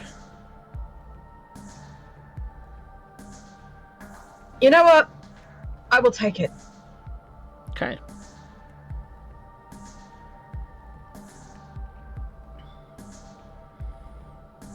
You are successful in finding a good number of bags that it would actually sustain you for 2 dots of hunger. Okay. But finding them is one thing. Drinking them without frenzy, that's another thing. Oh. So go ahead and roll a frenzy. That's going to be a 3 success DC.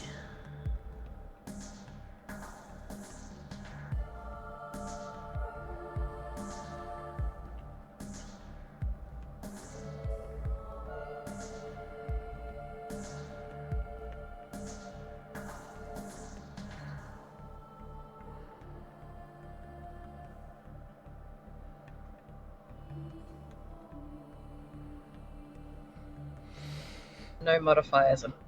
Nope, you are here by yourself.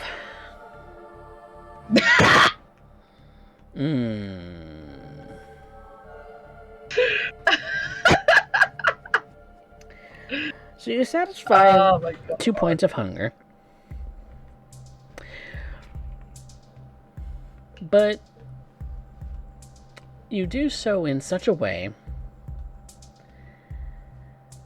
that at first you bite into it like you normally would, to where you could Just drink the contents and be happy with it. But after the first bite and taste, you bite again, and again, and again, and again, like it's flesh, except it's plastic. To the point where, in this alleyway, you have not only drank the contents, you have also exploded the contents on your person in the alley, and have made some rather suggestive noises down that alleyway. To the point where there might be some onlookers who now see this woman drenched in blood enjoying herself.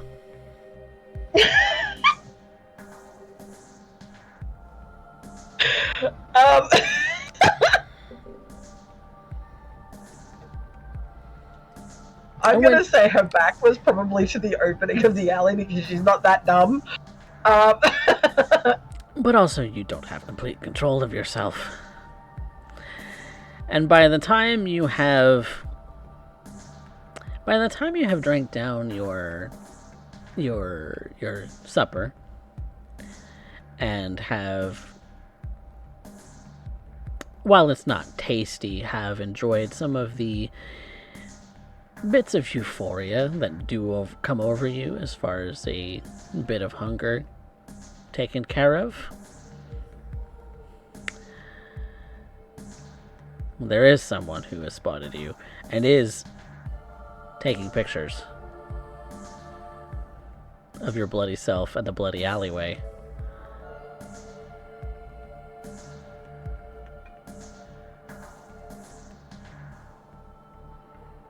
Out of character, I have no idea how to get out of this. Well, out of character, you know they can't get away with keeping those pictures. Yeah.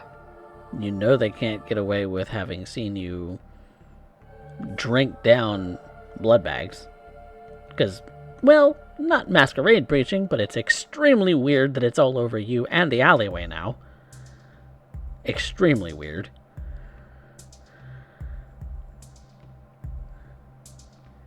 So you can try to bluff your way into getting their phone and getting them to leave, assuming this is some kind of kink for you.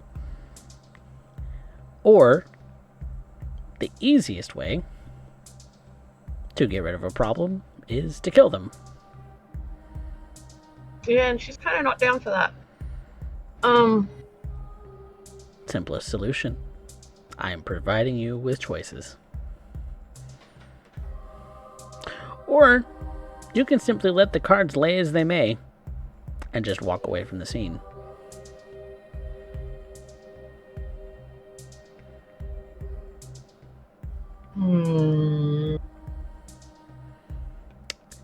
Those are more or less your choices out of character. Yeah.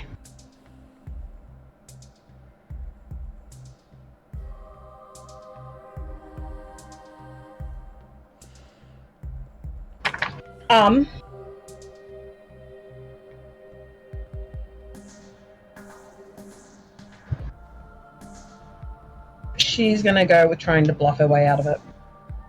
Okay. So in that case, I would need a manipulation persuasion to try and convince them to hand over their phone and simply walk away. Do you have any dominate dots? No. Is not a dominate you. Sadly, cloud memory would be really helpful, but Oh, it'd be not amazing right now. but it is that's not a what she tool in does. your toolbox. So that's 2. I would like to try and willpower that one. Are you sure? Or do you want to succeed at a cost? What's the cost?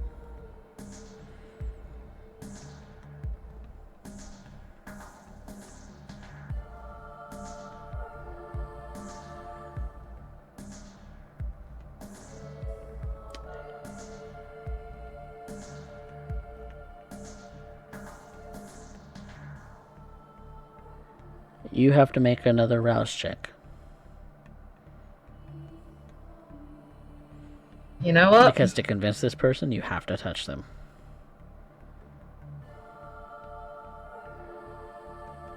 Mm, And you're a bloody mess.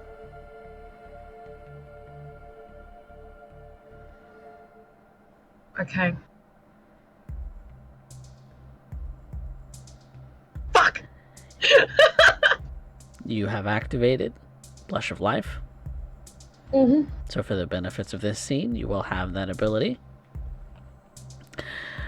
But this person is absolutely convinced that somebody should dial the police, or that you're hurt, or something like that. Emergency services need to be contacted, and they need to be contacted ASAP. And you catch them in the middle of dialing on their phone. You take their hand very gently and say, "Look, I'm fine," in a very convincing manner. Very gently take their phone away from them, and they let you. You just simply say, "This is all a misunderstanding. Just walk away." And you are convincing enough that they walk away.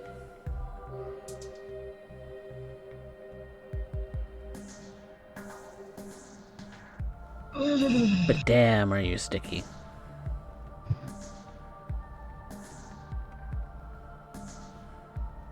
Yep. But you He did is get your 2 going- dots in hunger out of it. Yeah, and then lost one because of a rouse check. Mm-hmm. 2 steps forward, 1 step back. You win some, you lose some. She's gonna clear those pictures from the phone. Make sure that none of it backed up online. Do that. You know, cloud and all that sort of bullshit is a thing. Mm-hmm. And then she's going to break it. I mean, it's a nice phone, too. It's like one of those new iPhones. Damn, this would sell really well in the black market. Damn, too bad you have to destroy it. Oh, at least it should break easy. You throw it onto the ground. You give it a few stomps for good measure. Screen is utterly cracked. The casing has come apart. Some of the bits of electronics have all started to crumble into pieces on the pavement. You're pretty satisfied this thing isn't getting rebuilt. You chuck the big pieces into a nearby garbage can and you call it a night. At least for this scene.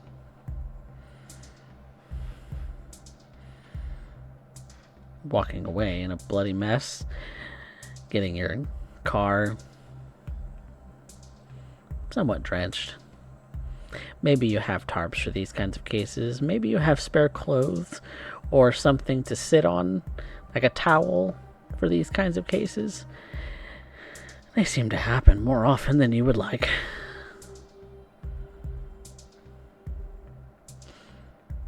Was it really worth it?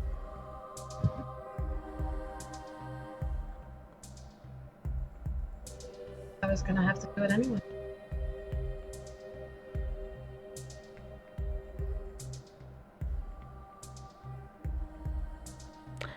For the moment, you're pondering on Aaron for a moment. Pondering on the sort of inky black oblivion that kind of seemed to permeate the taste of blood that you got from him. You definitely know that there's more to it than that, but that's what you're kind of focusing on right now, and maybe something will manifest. But maybe now is not the moment in which it does.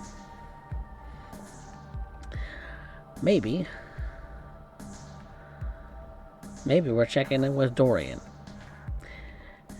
and seeing about him meeting up with Mr. Kane Tenebris again for the night.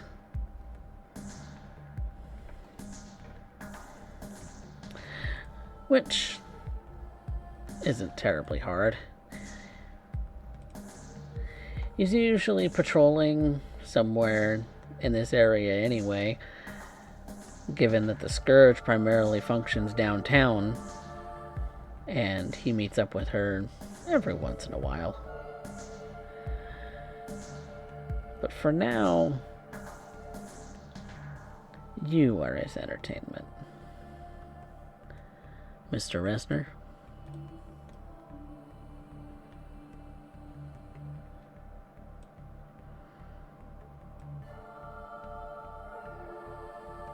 When he sees you, he speaks very gruffly. You wanted to see me? Yes. I investigated the matter. And?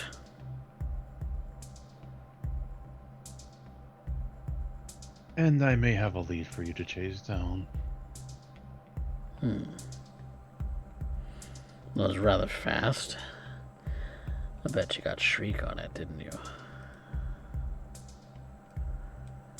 He's usually the one that comes up with info that fast.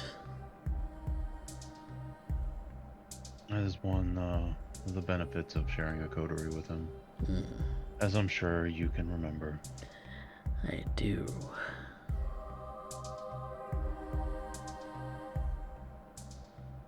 Well?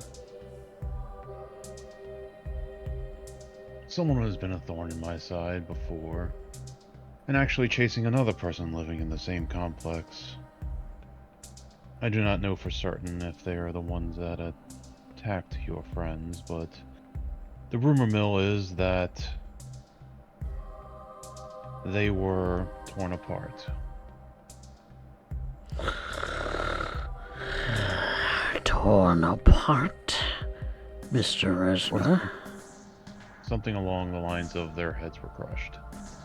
That is all I can find out about the state, but these are all rumors. Where? I did not get an exact location, but the best lead that I got of someone that may be involved and might know what happened would be a Nosferatu.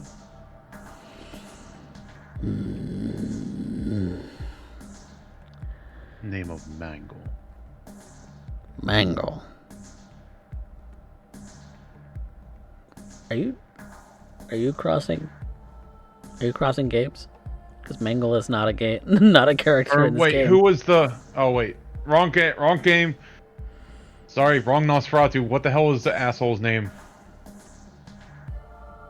Do you not remember? He's come up Dorian several would. times. Yeah. I honestly, it's because I'm tired. Wrong guy. Mangle's the one that keeps hitting one of our coterie mates in that game with a car. This was Well, he used to anyway, but that's another yeah. story for another time. You're talking about Fernando Steele. Fernando, that's it. I wanted to say Frankie, but I knew it started with an F. Fernando. I can't believe I crossed games. I'm so sorry. It's all good. It's all good. It's the first time that's happened. Fernando. I found him stalking someone that I just found and gave him refuge in my building. So, I don't know why he would be doing that. But Wasn't you very don't seem to forthcoming. care either what happens to him after that. I would like answers. I want to know why he is chasing someone that's in my charge. No, why don't you And if ask he him? knows, You wouldn't have called me if you wanted to ask questions. You want him done. he's not exactly the forthcoming type. Of course not. No Nosferatu is. Unless you offer them the right price. But I'm guessing we're past negotiating. What I want to make sure is, if he is the right person, then he needs to face the justice that he deserves. Justice. I like the sound of that. Justice. You There are get rules. what you get what's coming to you. Yes, there are rules. We are all bound by them. Now, in the question of this particular instance, so that we're all on the same page, and I'm on the up and up, and you're on the up and up, we're counting this as kindred versus kindred violence. If he was the one that, in fact, ended their life. You don't sound like there's an if. Again, if there was an if, you wouldn't have called me right away. You're certain, aren't you? No. What I'm saying is the pattern fits since he's chasing someone else. Ah. So you're not exactly... I told you that if I found a lead for you, I would tell you. And as I am a man of my word. Yes. Yes, I'm finding that. Because this definitely lines up with my own personal things.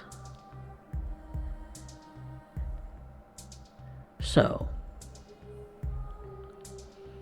I suppose, if it means getting rid of a thorn in your side, then you don't give a shit. So, I'm gonna go take care of that thorn for you.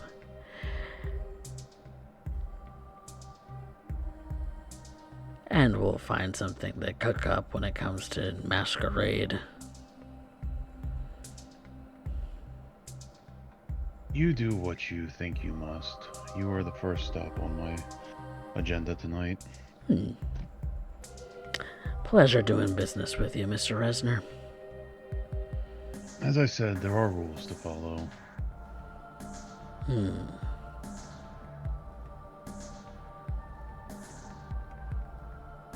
Technically speaking, they're of the blood. And violence and death of another of the blood is not sanctioned. So we gotta get rid of the problem. Always make sure.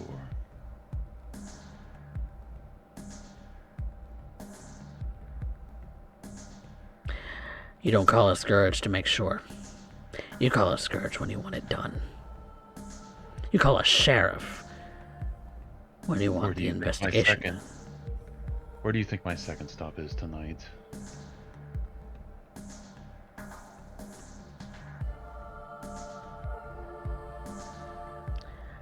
Now, why would you need to call a sheriff if you called a scourge?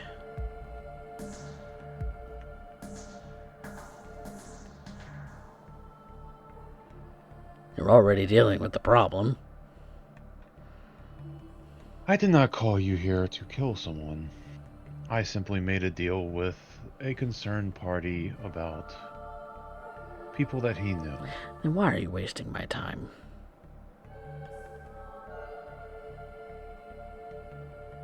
That is not for me to judge. We had a deal, and I'm fulfilling that. What I do with that information is none of your concern, right? No. I have no control over you. I imagine there's only 2 people that you would answer to.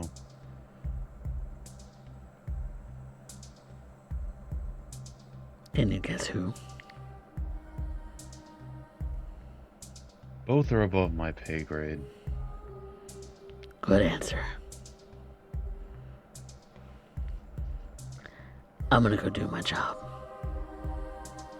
Have Well fun. said. That is your prerogative, sir. Have a great evening.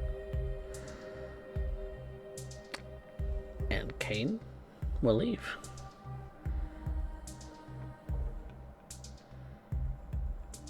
Seems to be walking wherever he's gonna go tonight.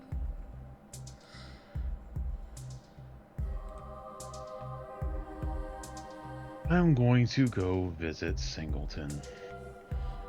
Oh, Mr. Singleton. Yes, our hound.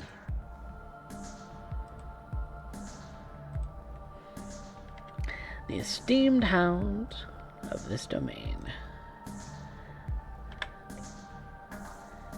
Doesn't take you very long to get there. His storage facility is relatively close to the interior of the domain, so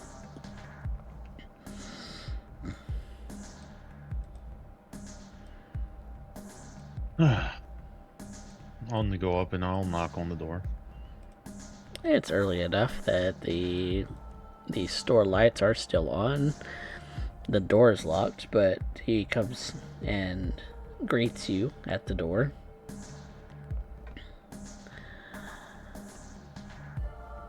Mr. Resner. Sir, might I have a moment of your time? Certainly. He ushers you in.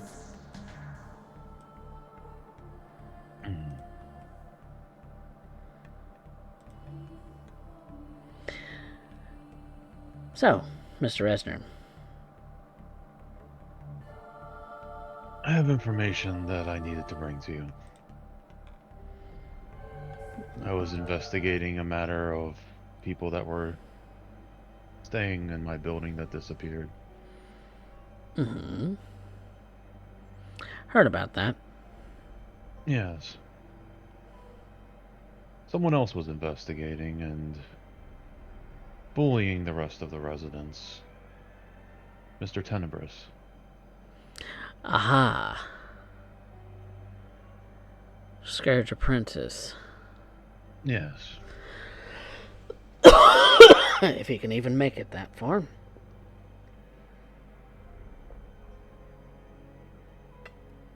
You said I he was was able bullying to, tenants? Yes. Alright. Trying to get information on what happened. I assumed that he knew the 2 and was close to them. Yeah, I did hear that him and Danny and Monty, was it? They were relatively friendly. Had a whole fight club, if I remember correctly, that they were starting to organize. You know, to Yeah. let kindreds blow off steam should they need to.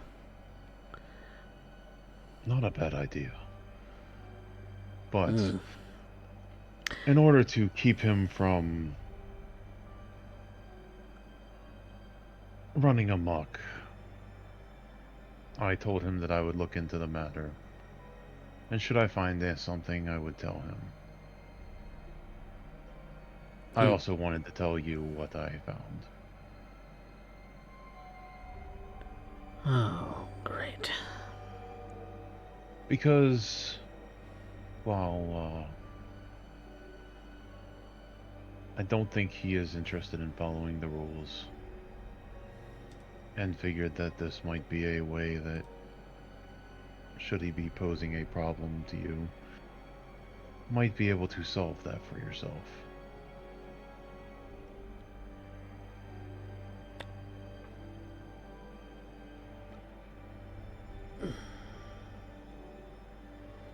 Basically, I'm saying, if he doesn't basically go through with the order of operations and just starts killing people, he's not really technically supposed to do that if it's not sanctioned, that he could get in trouble for that if Singleton wants to use that as ammo against him to keep him from being a pain in the ass.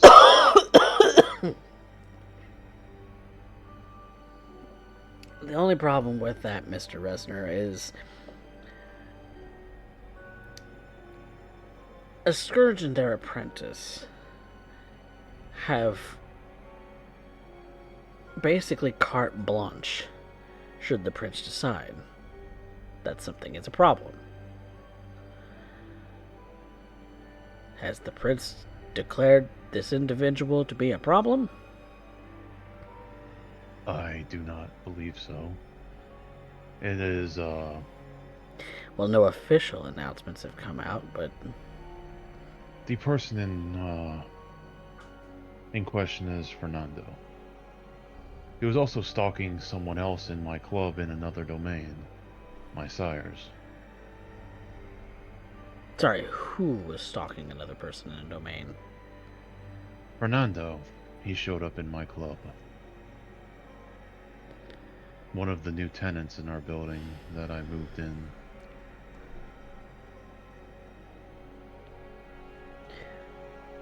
Okay.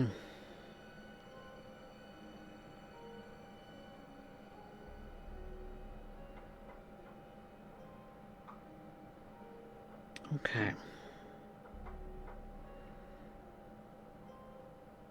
You see that he's kind of deep in thought at the moment. You see the wheels are spinning in his head.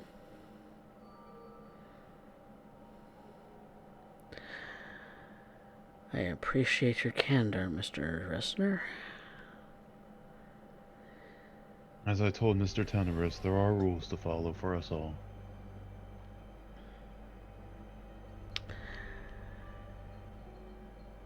Yes, I think he could have done well without that information from you, Mr. Resner. As you've just made my job very complicated.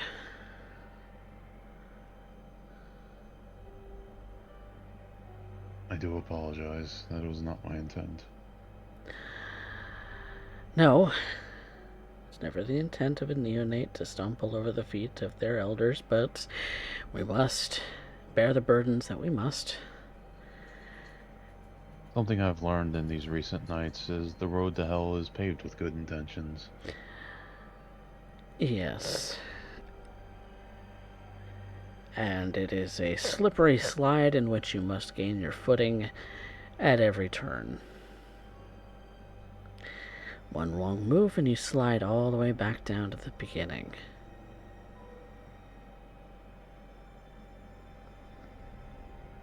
Is there any way that I can assist? Nope. No, I think you have done plenty. I think as of right now,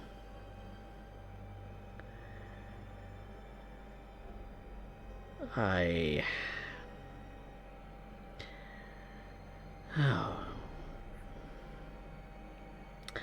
have a lot to do tonight then.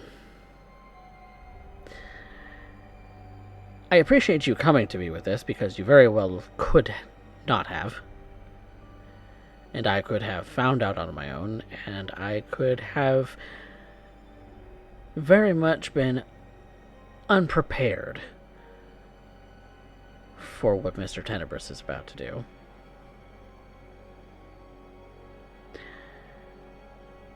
Because Mr. Tenebris does not forgive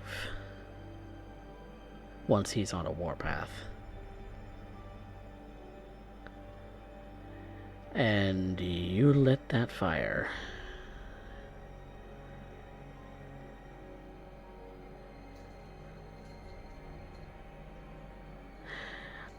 I'll give you a little bit of insight.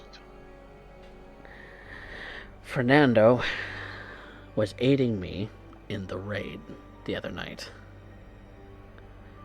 I depended very much on him to keep things in order, keep things quiet, keep things orderly. He has his uses. And I have gone out of my way to sing his praises to our sheriff. And now you've kind of made that moot.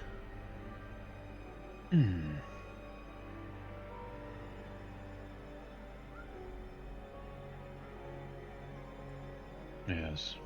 Next time I won't make the mistake of not coming to you first. In any case where it involves the safety and protection of the citizens of this domain, I prefer to be informed first. That was an oversight on my part. I merely sought to give him something to investigate to keep him away from those that have no chance of dealing with him. I did not frankly think him to be as quick on the trigger as he is. That is what a scourge is, Mr. Resner, or did you forget that in your teachings? I've never had to deal with one, to be honest. I've accomplished a lot in my little bit of time. Yes. I think some people forget how young I really am and inexperienced. Clearly. So, I will give you a crash course on the hierarchy of the law enforcement of the Camarilla. Each citizen of the Camarilla is bound by the traditions. The traditions keep us safe. They keep us orderly. They keep us civil. When an individual breaks a tenet of the traditions, it is the job of the sheriff and his hounds, and whomever else the hounds employ, to make sure that that never happens again, including the removal of such an individual should it require it. A scourge, however,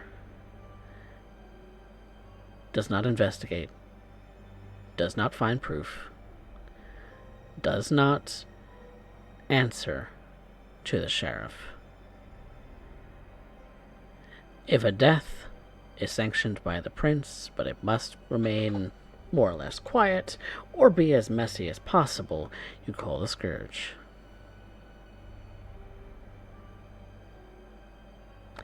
Often, when dealing with our scourge and her apprentice, there is often a mess left behind, one that they tend not to clean up on their own, and I am left with the aftermath. In our domain, at the very least. Other hounds must take care of their own domains, of course. But it's why we have a structure like we do. I follow the sheriff's order, and the sheriff follows the prince's order. If the prince orders it and demands it now, without an investigation, without due cause, without a need for investigation, a scourge will be employed.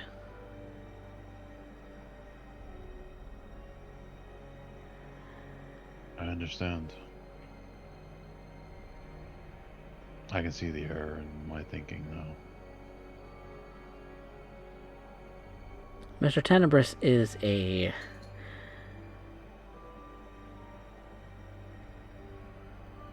eager individual to please his master. He's eager to make moves. He's eager to make those that would cause him harm pay. So, if indeed this individual caused bodily harm and or death to something that he cared about, then I doubt that there's anything that would stop Cain Tenebris.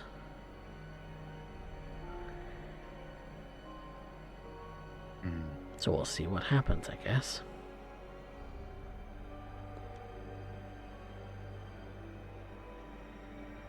Again, I apologize. I'm sorry that I made your night difficult.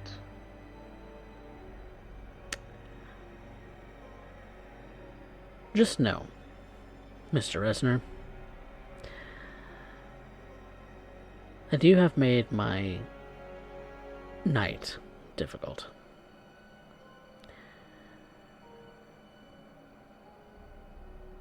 Know that I am one to return in kind.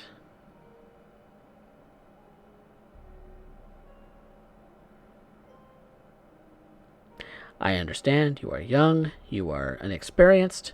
I will show you experience.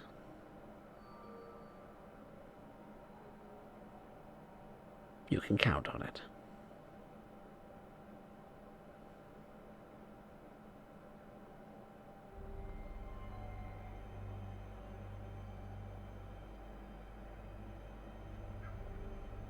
Thank you for your time. Thank you for yours. And good luck. I'm sure I'll need it.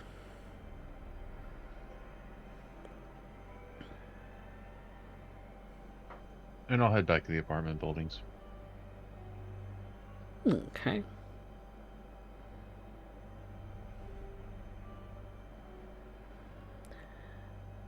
Let's find out what Shriek and Aaron are up to for a bit. What are you both up to?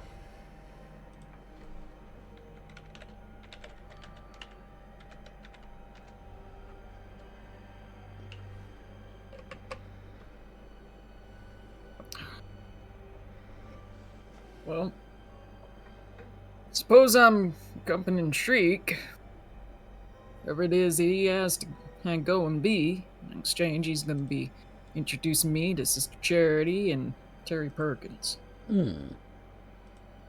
So I'm with him wherever he needs me. Okay.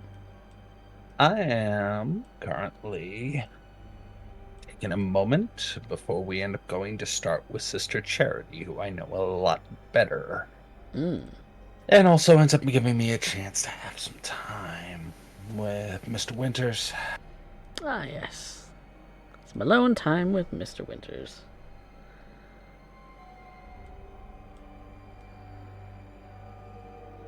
Kind of end up keeping my eye out, looking at the city passing by, and this truck that ends up, I can only imagine, reeking of diesel fuel. Still. Reminds me of Pappy's old work truck. Makes me go back to being 6 years old, sitting in the cab. By him stopping off at a hardware store to end up picking up materials while I sit and wait in the parking lot.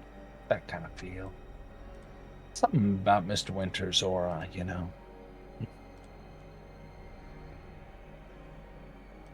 We're not driving too long before I end up speaking up, as I imagine at this point he's all stern and serious in the silent treatment, especially after what he ended up having to tell me earlier, especially with what ended up happening between him and Mr. Resner.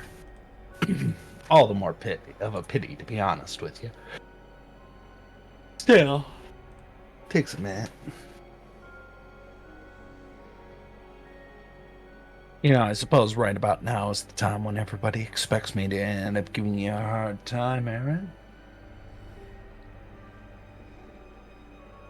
Hate to disappoint an audience of one. Ain't no audience to disappoint. Sure, you're here.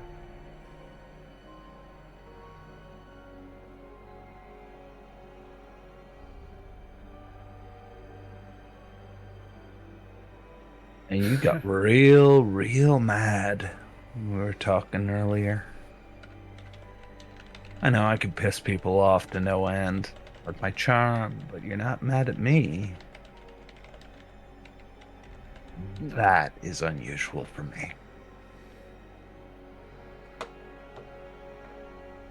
Nah, you ain't do anything that caused me any trouble. Well, I imagine quite the opposite. All things considered, I typically have looked out for you pretty good, but I don't expect a thank you or even acknowledgement. That's just part of the game.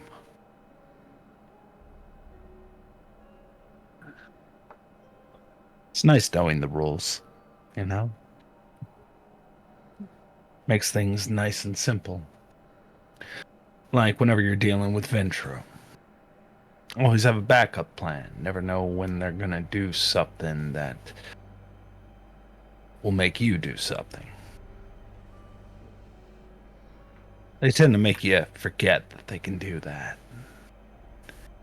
Start to make you forget that you're what's important to you. Your own personal codes.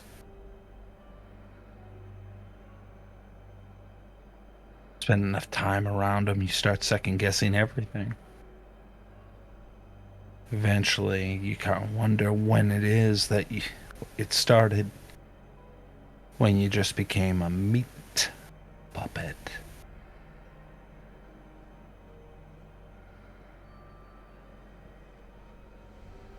Well, I won't lie, you're speaking precisely what I thought. I've been thinking. Piss me right the hell off. Anger's understandable. You feel like you were stripped away of a part of yourself. But, to be fair, every clan has its charms. How many times you think you were alone? And I was just sitting there. How many times do you think it was that Alex says, oh, I'm off in my studies, and reality, her voodoo hoodoo that she does so well is all dancing around your head? Hell, even you can do it. How many times do you think people back down around you because they don't want the confrontation? Scared what you might do. Burly man like yourself, able to do all kinds of damage, and I've seen you do damage.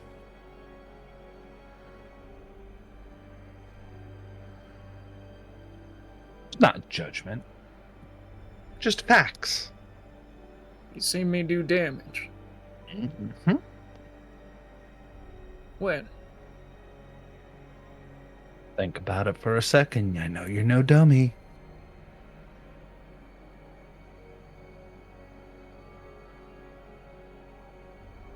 How do you think I know as much as I do? Were you there at the hospital? Bingo.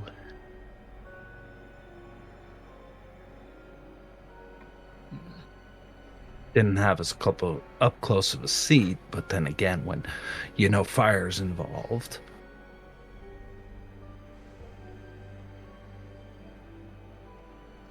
Well, wish I could have handled it a little more gracefully. But came down to what it was. You handled yourself well. Didn't blow up. You handled yourself well. That's the statement of fact.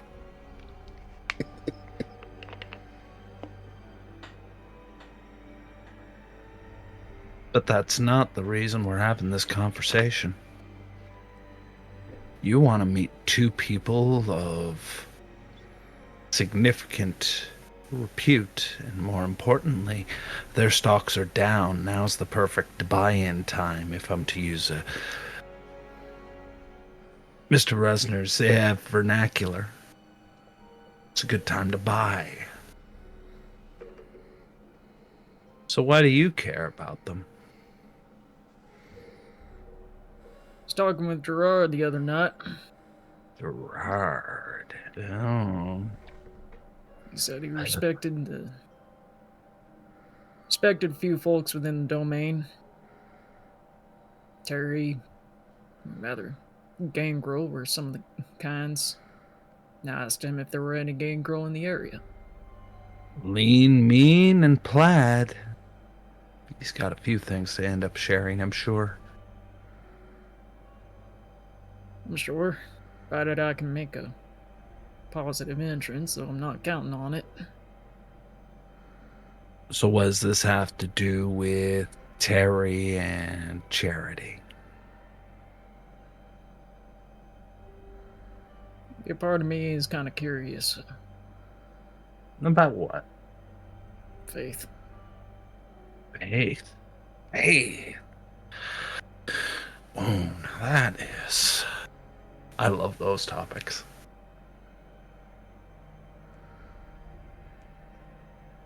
See how church is when you're, whatever the hell we are now.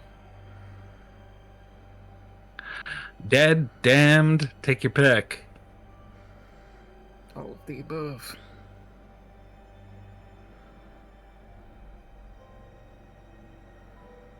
I didn't know anything other than that, really. And you're wondering how the dead worship.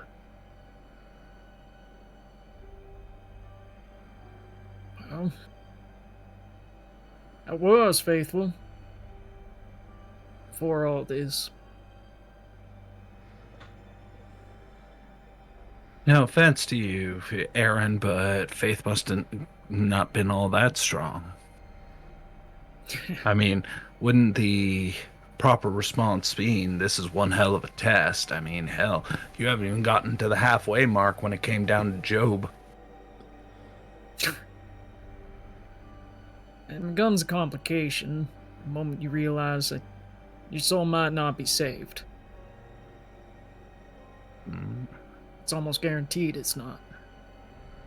Is guaranteed. You know, when I was coming up, I didn't believe in a soul. I really didn't. One just felt like some Bible Belt kind of thing, you know, if we could wait in at maintaining control, to give them something fictional to hang on to, and then make them concerned about it for all that time, and you can make them dance to any tune if you wanted to. It's a really good manipulation tactic. Wish I would have thought of it. Unfortunately, try and imagine my surprise when I end up on this side of the grave, and not only is it true, but all those things that ended up happening beforehand, yeah, they're gonna catch up with you quick. Kind of a shocking realization, isn't it? But you didn't come here to talk about the soul. You wanted to talk about faith. Faith's now a tricky thing. Oh, it's a very tricky thing.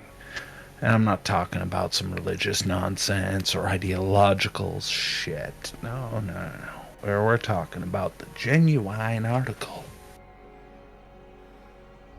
What? Surprised someone like me might think a little bit about these kind of things? Or did you think my cries of, oh Jesus, were only for the bedroom? No.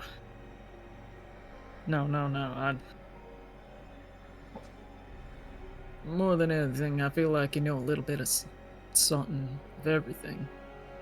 Have to. I have to know a little bit of everything.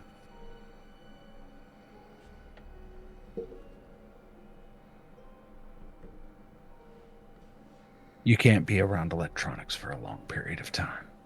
Things tend to get a little messy when you do. I empathize, really. You and me, similar position, different conundrum, but similar principle. We stay in a place too long, bad things happen. The longer we stay, the worse it gets, until eventually we become a walking centerpiece of urban decay.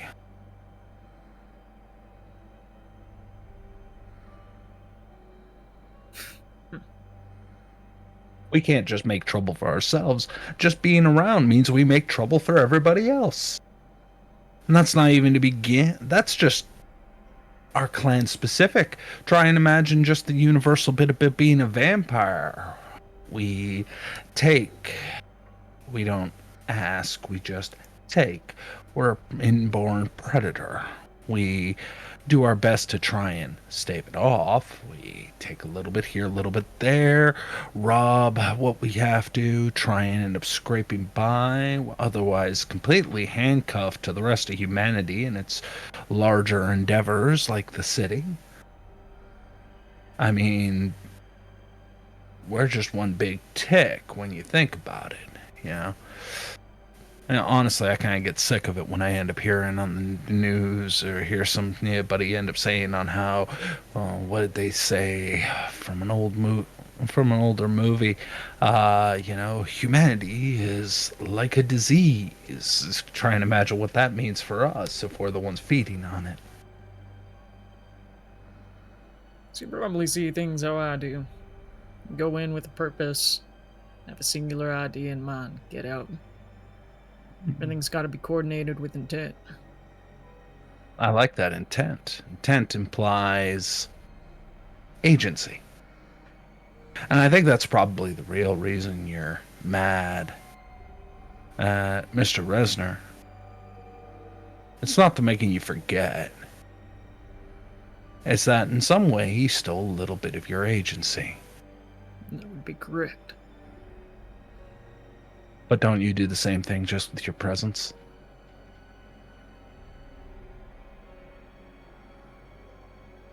Not saying you're a hypocrite. Just saying you might not have thought it out. That's It's okay. fair. But I ain't going in other people's minds and shifting gears on them. And that brings us right back to faith. The nature of faith.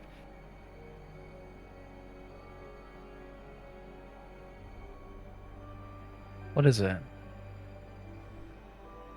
It's the belief that when something happens, something else is to follow suit. Hell, gravity may be provable, but it's still faith. You believe something's going to happen. But it's not the fact that the pencil drops on the ground that is the important thing. It's the fact that you did it with the intent for the pencil to hit the ground. That's the important part about faith. It's how it makes you act. If you believe that the world will be a better place once the entirety of vampire kind is gone, you're going to act upon it. If you believe that you are above the human herd, then you will act upon it.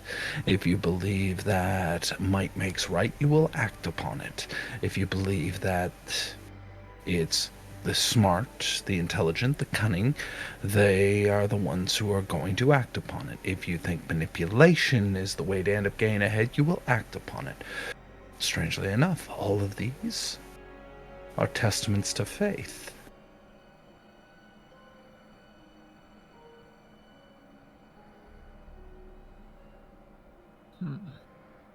So if you're going to ask about faith, what you believe, ask yourself what you've been doing these past few nights. Look at what you've done, and that'll tell you everything that you have to hear.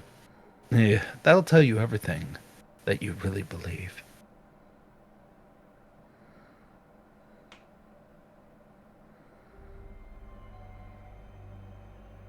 Oh. Oh, my. Then, Faith right now is hoping I can make a few more allies. To what end?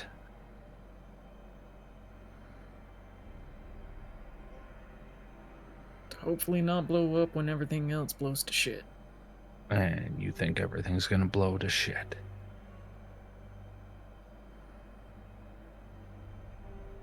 It's definitely been threatened.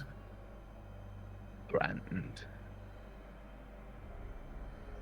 What do you think this side of the grave was like before you showed up? What I think is, quite frankly, everything I knew.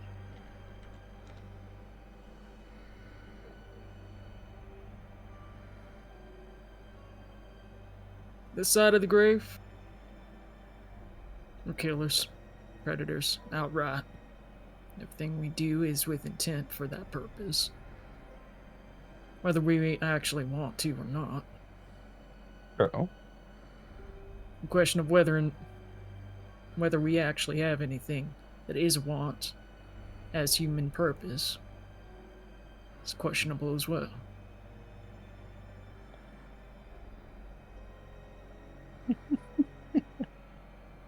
Oh, that is delicious. Am I doing what I do because I actually give a damn? Because that's everything I'm thinking. Or am I doing it because that cursed goddamn blood is in me? I'm some undead thing just trying to make it all work out.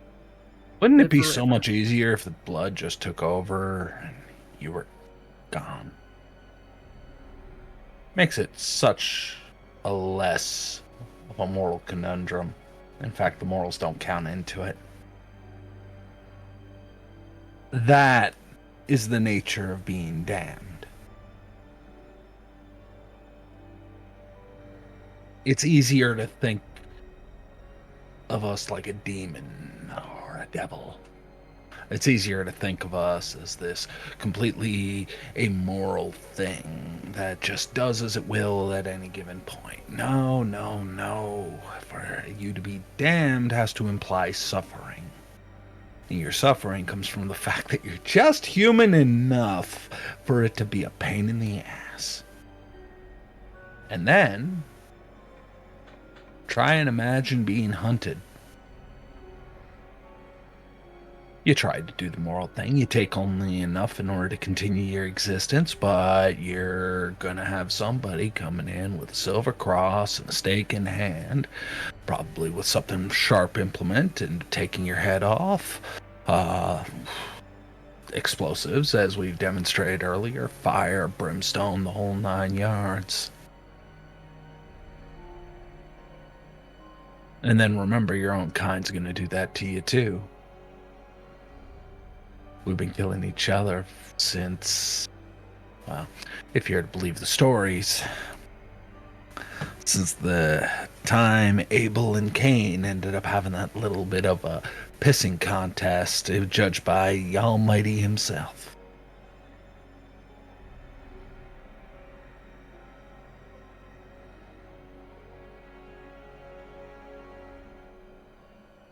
But all that's scripture. Scripture's not faith. Now, if you believe yourself to be this amoral killing machine, then go right on ahead, see where that gets you.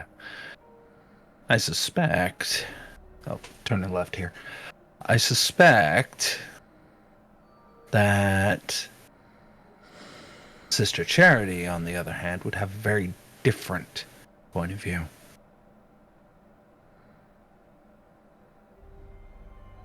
But I also know that you tend to end up ducking me quite a bit. It's a pity, really. But I understand why. Your sensibilities might be offended just by me being around. Or maybe you just think I'm a useless pile who just hangs around, says all the nice things, and people going about. I don't know. Still figuring you out, Aaron. I like mysteries. Look, it's never intended to be personal. I just keep a distance as a professional note. Thing is that I've already been told how it is with what it was between you and Mr. Tenebris.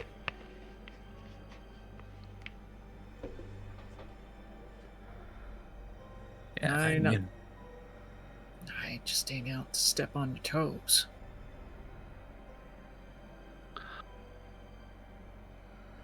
Back there. I asked, tell me something I don't know. I get this juicy little intel that is about our coterie. And I imagine that You didn't come to me for it.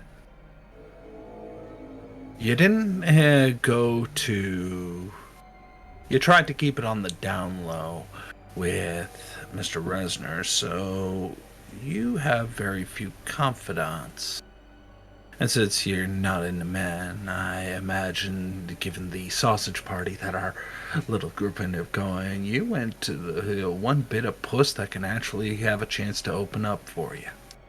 Jesus Christ. Am I wrong? Don't talk about it like that, please. Hey, man's got needs. What can I say? And sometimes they're emotional. Sometimes it's a need to express oneself.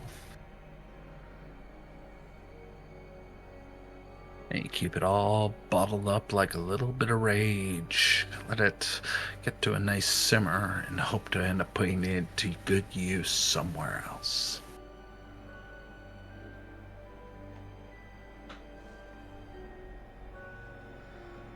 Alright. You see how it is? Already told you I was making a little arrangement. Trying to help Lex with her studies. To the best of my abilities. Which would Cashed make it. you... Go ahead. Cashed in on that today.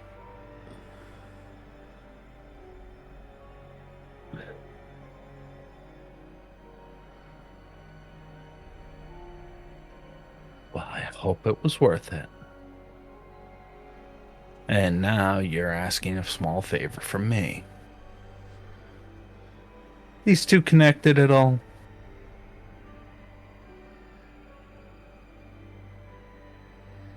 Those two things, no. Something that is. It's a completely different favor.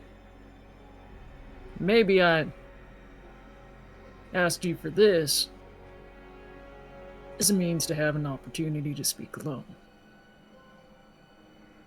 Honey, you didn't need to go that song and dance to get me alone with you. I don't like admitting shit to Mr. Resner. Not after that bullshit.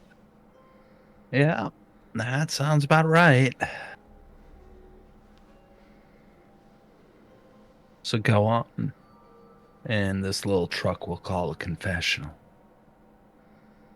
What you have to say?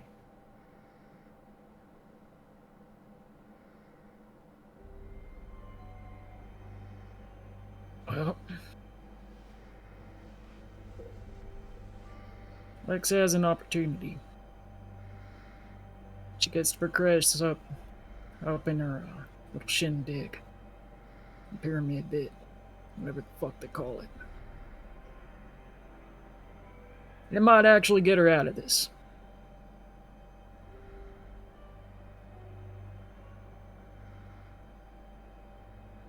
I need help convincing her to take it. Take what exactly? Take the job. Move on up. Move on up amongst the Tremere. You know, I'm honestly surprised they told you anything about the rank and file. Tremere tend to be pretty guarded, but I guess that's what makes Alex in this neighborhood. Really, it makes all the more sense, I guess, when you think about it.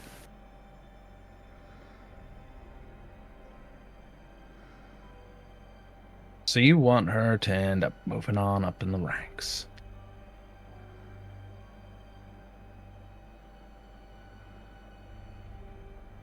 What do you get out of it? What I get out of it? Simple.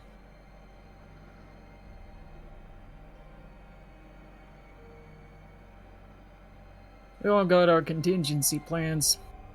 Almost all of the way that I operate, always have been. It's been making sure that those contingency plans are helping others out. Aw. Now, do you think that that's the monsters talking right now, or is that just the monster's way of justifying it?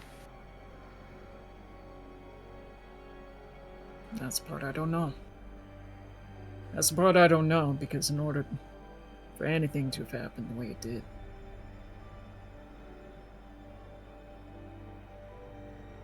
she needed to take a bite out of me. Who tasted your blood? And just nod slowly. Quite frankly, I'm kicking myself about it. Because it's not what I wanted. What do you really want? Go tell me what you want. What you really, really want. Oh, God. God damn it.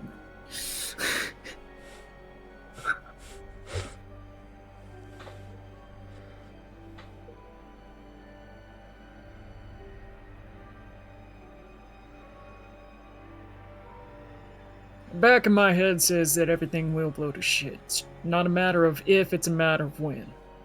And when that happens,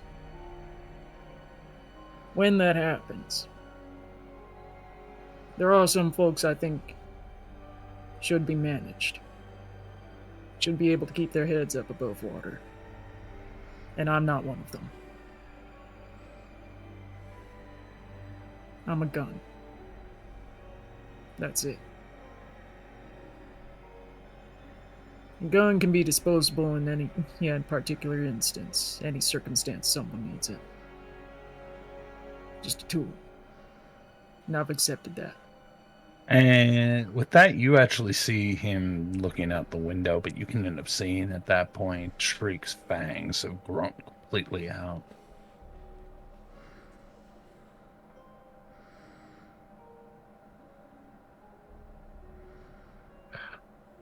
Like, you can see, there was something you said about that just aggravates him. You got a problem with that?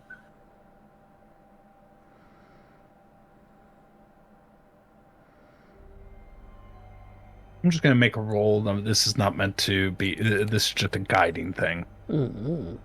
I'm just kind of curious because resolve and composure are not Shriek's strong suit. Yeah, no, okay. Yeah, I might have a problem with that. I have a problem with somebody who thinks that you can summarize a human being down to its baseline components. I have a problem with you seeming to think that you're just a gun to be pointed at. Yeah. You need a little bit of direction. Okay, congratulations. You don't know the game.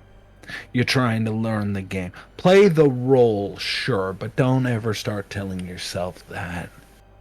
That's the kind of bullshit you tell other people. You don't tell me, you don't tell the coterie that, because if you do, that's when Resner starts end up pointing at who needs to go. That's when you start going, and that's exactly how it is that you end up starting to lose little bit of you that's still in that corpse that is currently driving this fucking truck.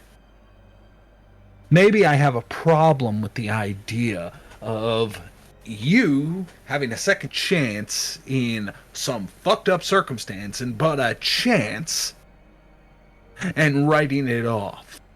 Maybe I got a problem with the idea that you have the opportunity right now to maybe be able to end up figuring some stuff out in a really screwed up circumstance, I'll grant you, and end up thinking, maybe there's a little bit more to this. You're gonna lose people. That's a natural bit. I've lost people. I've lost more people than most of this coterie can count. Aaron stops the truck. And he turns to Shriek slowly. Yeah, I imagine at that point Shriek's head just ricocheted off the fucking dashboard. Is I don't imagine this stop is like small. No, it just doesn't stop, and he just.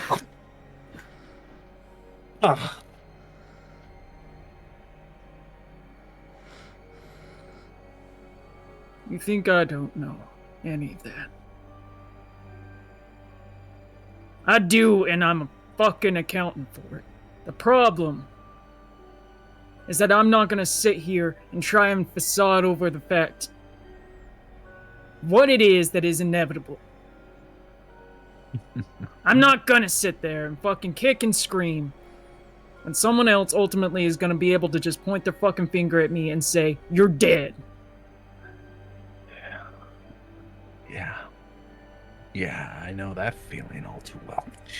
On the contrary, what I am gonna do is the entire time I'm gonna bust my ass to make sure anyone else that can actually have a seat at the table gets their fucking seat. Well, ain't that just all fucking noble? Yeah. What I get out of it, fuck if I know.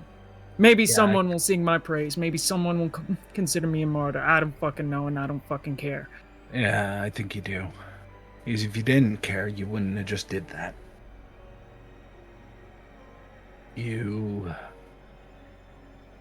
My head, yeah, I just fixed that! Ah.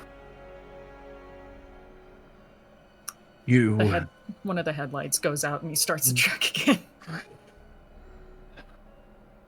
You? Just fix that. Don't worry, wait until you have to fumigate the truck. Look, I can't help it any more than you can, alright?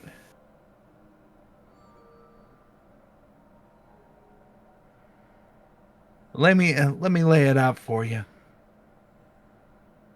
You don't help people by denying what you actually are.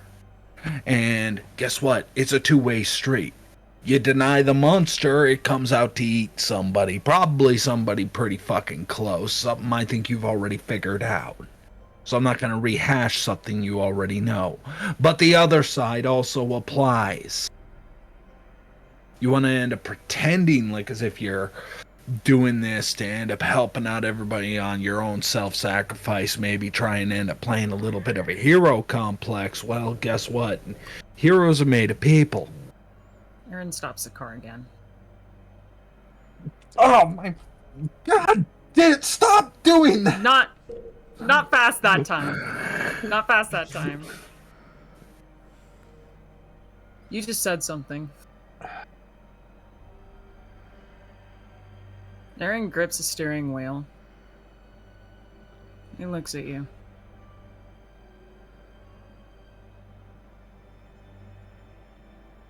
What the fuck did you mean by that? What part? I don't remember. Mild concussion.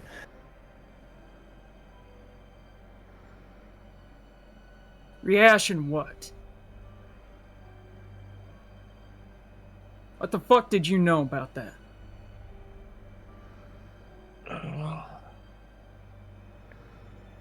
Why is it that everybody's surprised that I know things I shouldn't know? Like I didn't spend the past decade making a reputation about this?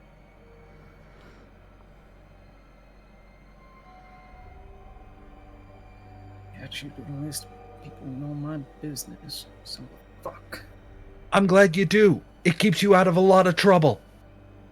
I mean, right now, I'm pretty sure Resner is getting himself and the rest of us in a fuck ton of trouble due to what I just had to tell him to end up pulling Alex's ass out of the fire. Or did you not catch that part?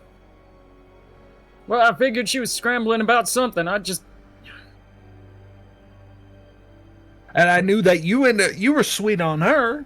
I didn't realize it went that far. If I would have known you were swapping more than just spit, I would have ended up considering my options a little bit more, but... Oh, God. Not yet. You're going to meet him soon.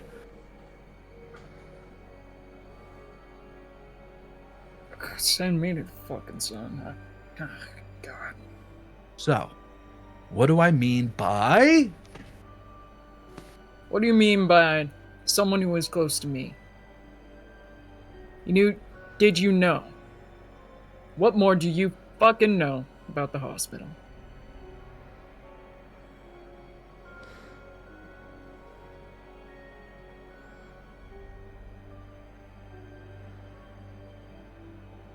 I can tell you what I can guess.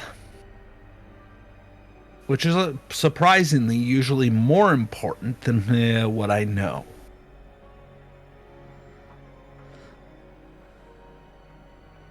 Resner doesn't have the gall or the gumption in him to hardline just take control. He needs the guise of him being the altruist. He needs to believe he's still somewhere a good person.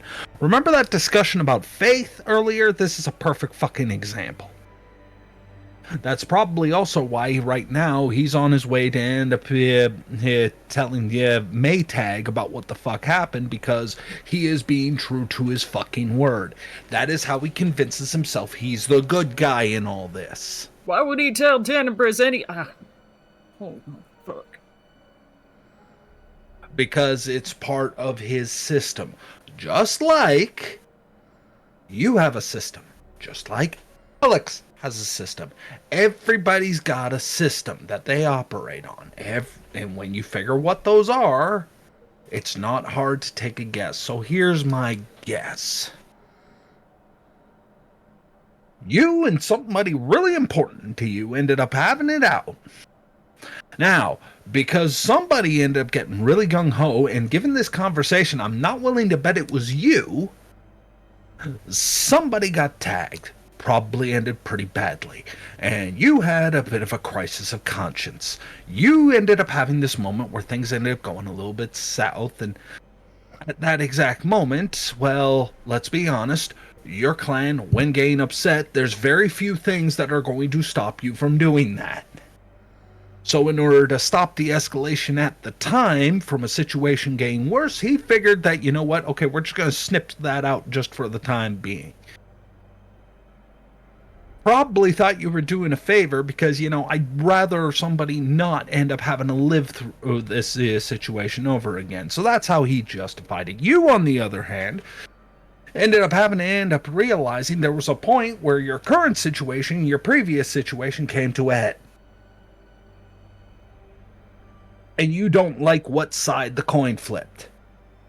You're trying to end up finding some degree of purpose. You're trying to end up finding some way to square that round peg. And you're in a lot of goddamn pain and misery just trying to end up keeping one foot in front of the other so you don't have to remind yourself of it every 2 seconds. So it's a lot easier to be a hired gun at that point and keep a level of professionalism rather than acknowledge what the hell is going on here, because the thing that you don't seem to realize is the reason it hurts in here is because you still have a soul, which means you still have a fucking chance.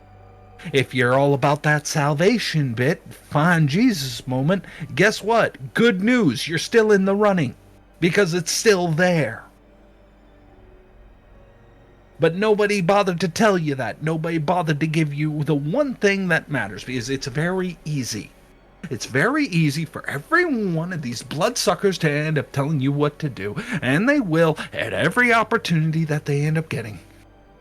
They'll either try and trick you into it, or they'll command you into it, or they'll set you up into it, and they will do it time and time and time and time again. And you know what? That is the quickest way, just going along with it at every opportunity, to end up eroding what's little left of you still in here.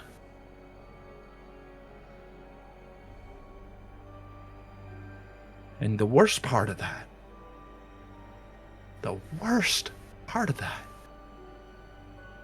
is that hurt? That's a human hurt. The beast doesn't feel that.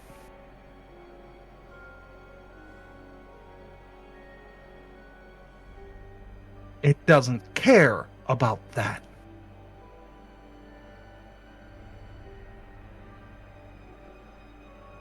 You know what damned is? You want to know what damned is? You having to end up putting on the chopping block the very person who ended up managing to keep your head off of it. You end up having to end up sitting there and testify, despite the fact you know the intent, but you can't deny the facts. Your hands are tied as you are saying the words that you know are going to end up getting somebody you actually cared about and here killed. Somebody who took you under their wing. Somebody who ended up making sure that you were here good. And you want to know what? The best part of that is, you keep your fucking promise. You keep your promise that you're going to end up looking after the one that they cared the most about. The one that they ended up needing to know they weren't just going to be abandoned. And you had to make sure that when they looked you in the eye, that they hated you. At every moment that they had to end up taking a look at you and think, you're the enemy. You're the one who got my dad killed. You're the one who killed my sire. And you know that the court will never let them know. Never let them know that you're the one who ended up doing it. No, it's Camarilla justice. All for the sake of the purge. One more body on the pyre. And to keep her safe, you gotta be her enemy. While you're looking out from her from all around the world, you gotta be clever about it. You gotta end up going around. You gotta end up coming around to one side or another, trying to end up taking care of her in a fucking shithole that wants her dead. And the whole while, you gotta make sure she hates you. Because if she stops hating you, she might put it together. And if she puts it together, she goes right on the pyre with him, and that means your promise is broken. The one person who gave a shit about you outside of your own sire,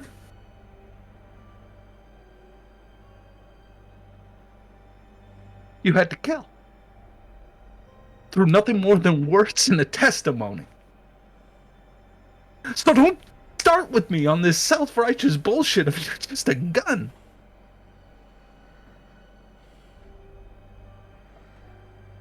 Because I did that too. I did that too. And I keep my mouth shut. And I do all the things that I'm supposed to do. I'm supposed to be the untrustworthy one. I'm supposed to be the pain in the ass. I'm the one who's supposed to make things awkward. Make people cringe a little bit. And you know why? Because so long as you're doing that, you're not seeing what's actually going on. You're too busy worried about, is he trying to get on my dick? To end up wondering what I'm actually doing. Because I've been protecting Alex. I've been protecting Resner. I've been protecting Maytag. I've been protecting most of this fucking domain at every step. And that includes you. And I didn't ask for a fucking thank you. I didn't ask to end up having two other fledglings dropped in my lab, one of them losing their fucking soul at every opportunity. I didn't ask for them to end up coming in while they're needing to end up consuming people like they're fucking Hannibal Lecter. I didn't ask to end up taking in a thin blood who was mangled all to shit. And try and end up giving them some degree of fucking purpose because they were lost and getting torn up. And I sure as shit didn't ask to end up being tossed in a domain that can't feed itself. And trying to figure out how do I end up managing to make this calm down without end up killing a whole bunch of others, because that seems to be the most obvious answer. Is welcome the fucking purge. And I was already a part of the first one. But no one cares. No one asks, because here's the truth they don't want to know. They don't give a shit. They just want to play the fucking hero. So I'm the bad guy. So I'll be the fucking bad guy. I'll be the fucking snake in the grass. I'll be the obnoxious prick. So it means that you get to end up crying one more day that things didn't go the way you expected it to. That Resner can pretend to end up being that sanctimonious prick who knows what's best. And make him feel like the big man in charge, because at least he's trying to be the big man in charge. He's trying to put it together, and he's fucking terrible at it because he's young. He doesn't know how this shit works. He's still figuring it out, but god damn it, he wants to end up doing it. I will make him a fucking king. Alex wants to end up going to her studies and try and end up putting it all together. Likes to end up being the charismatic political player. And you know what? I have helped her every step along the way. And even you. I didn't throw you under the bus when I've had time and time again to do so. And I've had to give up a lot of trades because of that. And you know how much that means to me, because that is my fucking survival. What's it like when everybody who needs you and who you've been saving, you have to make sure they hate you?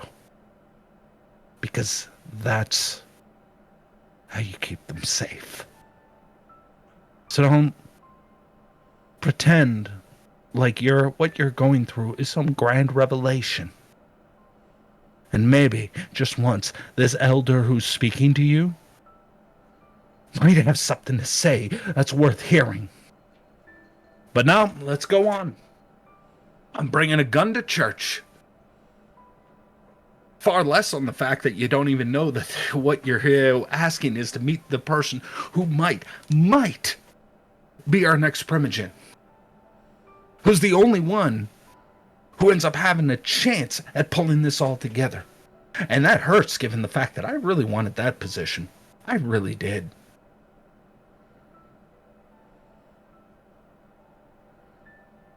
But who cares what Shriek wants? So, I'll play the role. And I will do it fabulously.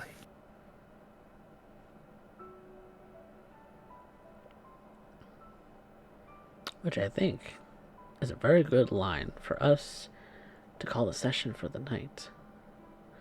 And pick up there again next time.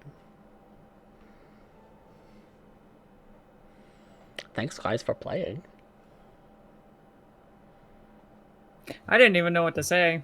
Aaron was just like, where the hell did this come from? I'm sorry, Specs. No, that was fucking Oh, amazing. hard. I just like Shriek has had a That's lot so of things much. pent up this entire season of CoffeeCat presents VtM. And now you understand his actual position with Jade. Though you may not know Yes. that's who he's talking about. Holy shit. Yeah, no. Also, Aaron knows an awful lot about Shriek now. That was a dangerous situation to be throwing at him, but he's just like, I'm not gonna do anything with it. I didn't make any three successes, and he is not exactly what I would call the patron saint of impulse control. Nope. Absolutely not. Conveniently, though, Aaron's probably not gonna say anything about it. He's just like, alright, Well, if Aaron wants to do anything with it, he needs to play Shriek's role for a brief moment. It means he's got to be the one to start piecing things together. Who is he actually talking about? I love Shriek. fair enough. Also, yeah, agreed. I love Shriek. I love all these characters. Let's give a round of applause in chat. Also, I'm hoping CJ did hear that little bit of a shout out. Yeah. We love you, CJ. I often feel very much like Shriek and Alex end up being the angel and the devil on the shoulders. But, like, on this, I think that's one of the few times that Alex and Shriek really, really, truly do agree. There's that sentiment that you are more than what you think you are. Indeed. It was a very good session, everyone. So thank you guys so much for playing. I loved every second of it. And up to people. I would have known that. I would have started banging his head off of things when I was Kane. Bonk him in the head. Yeah, well, you know, him confessing usually involves some kind of headboard syndrome. Bro.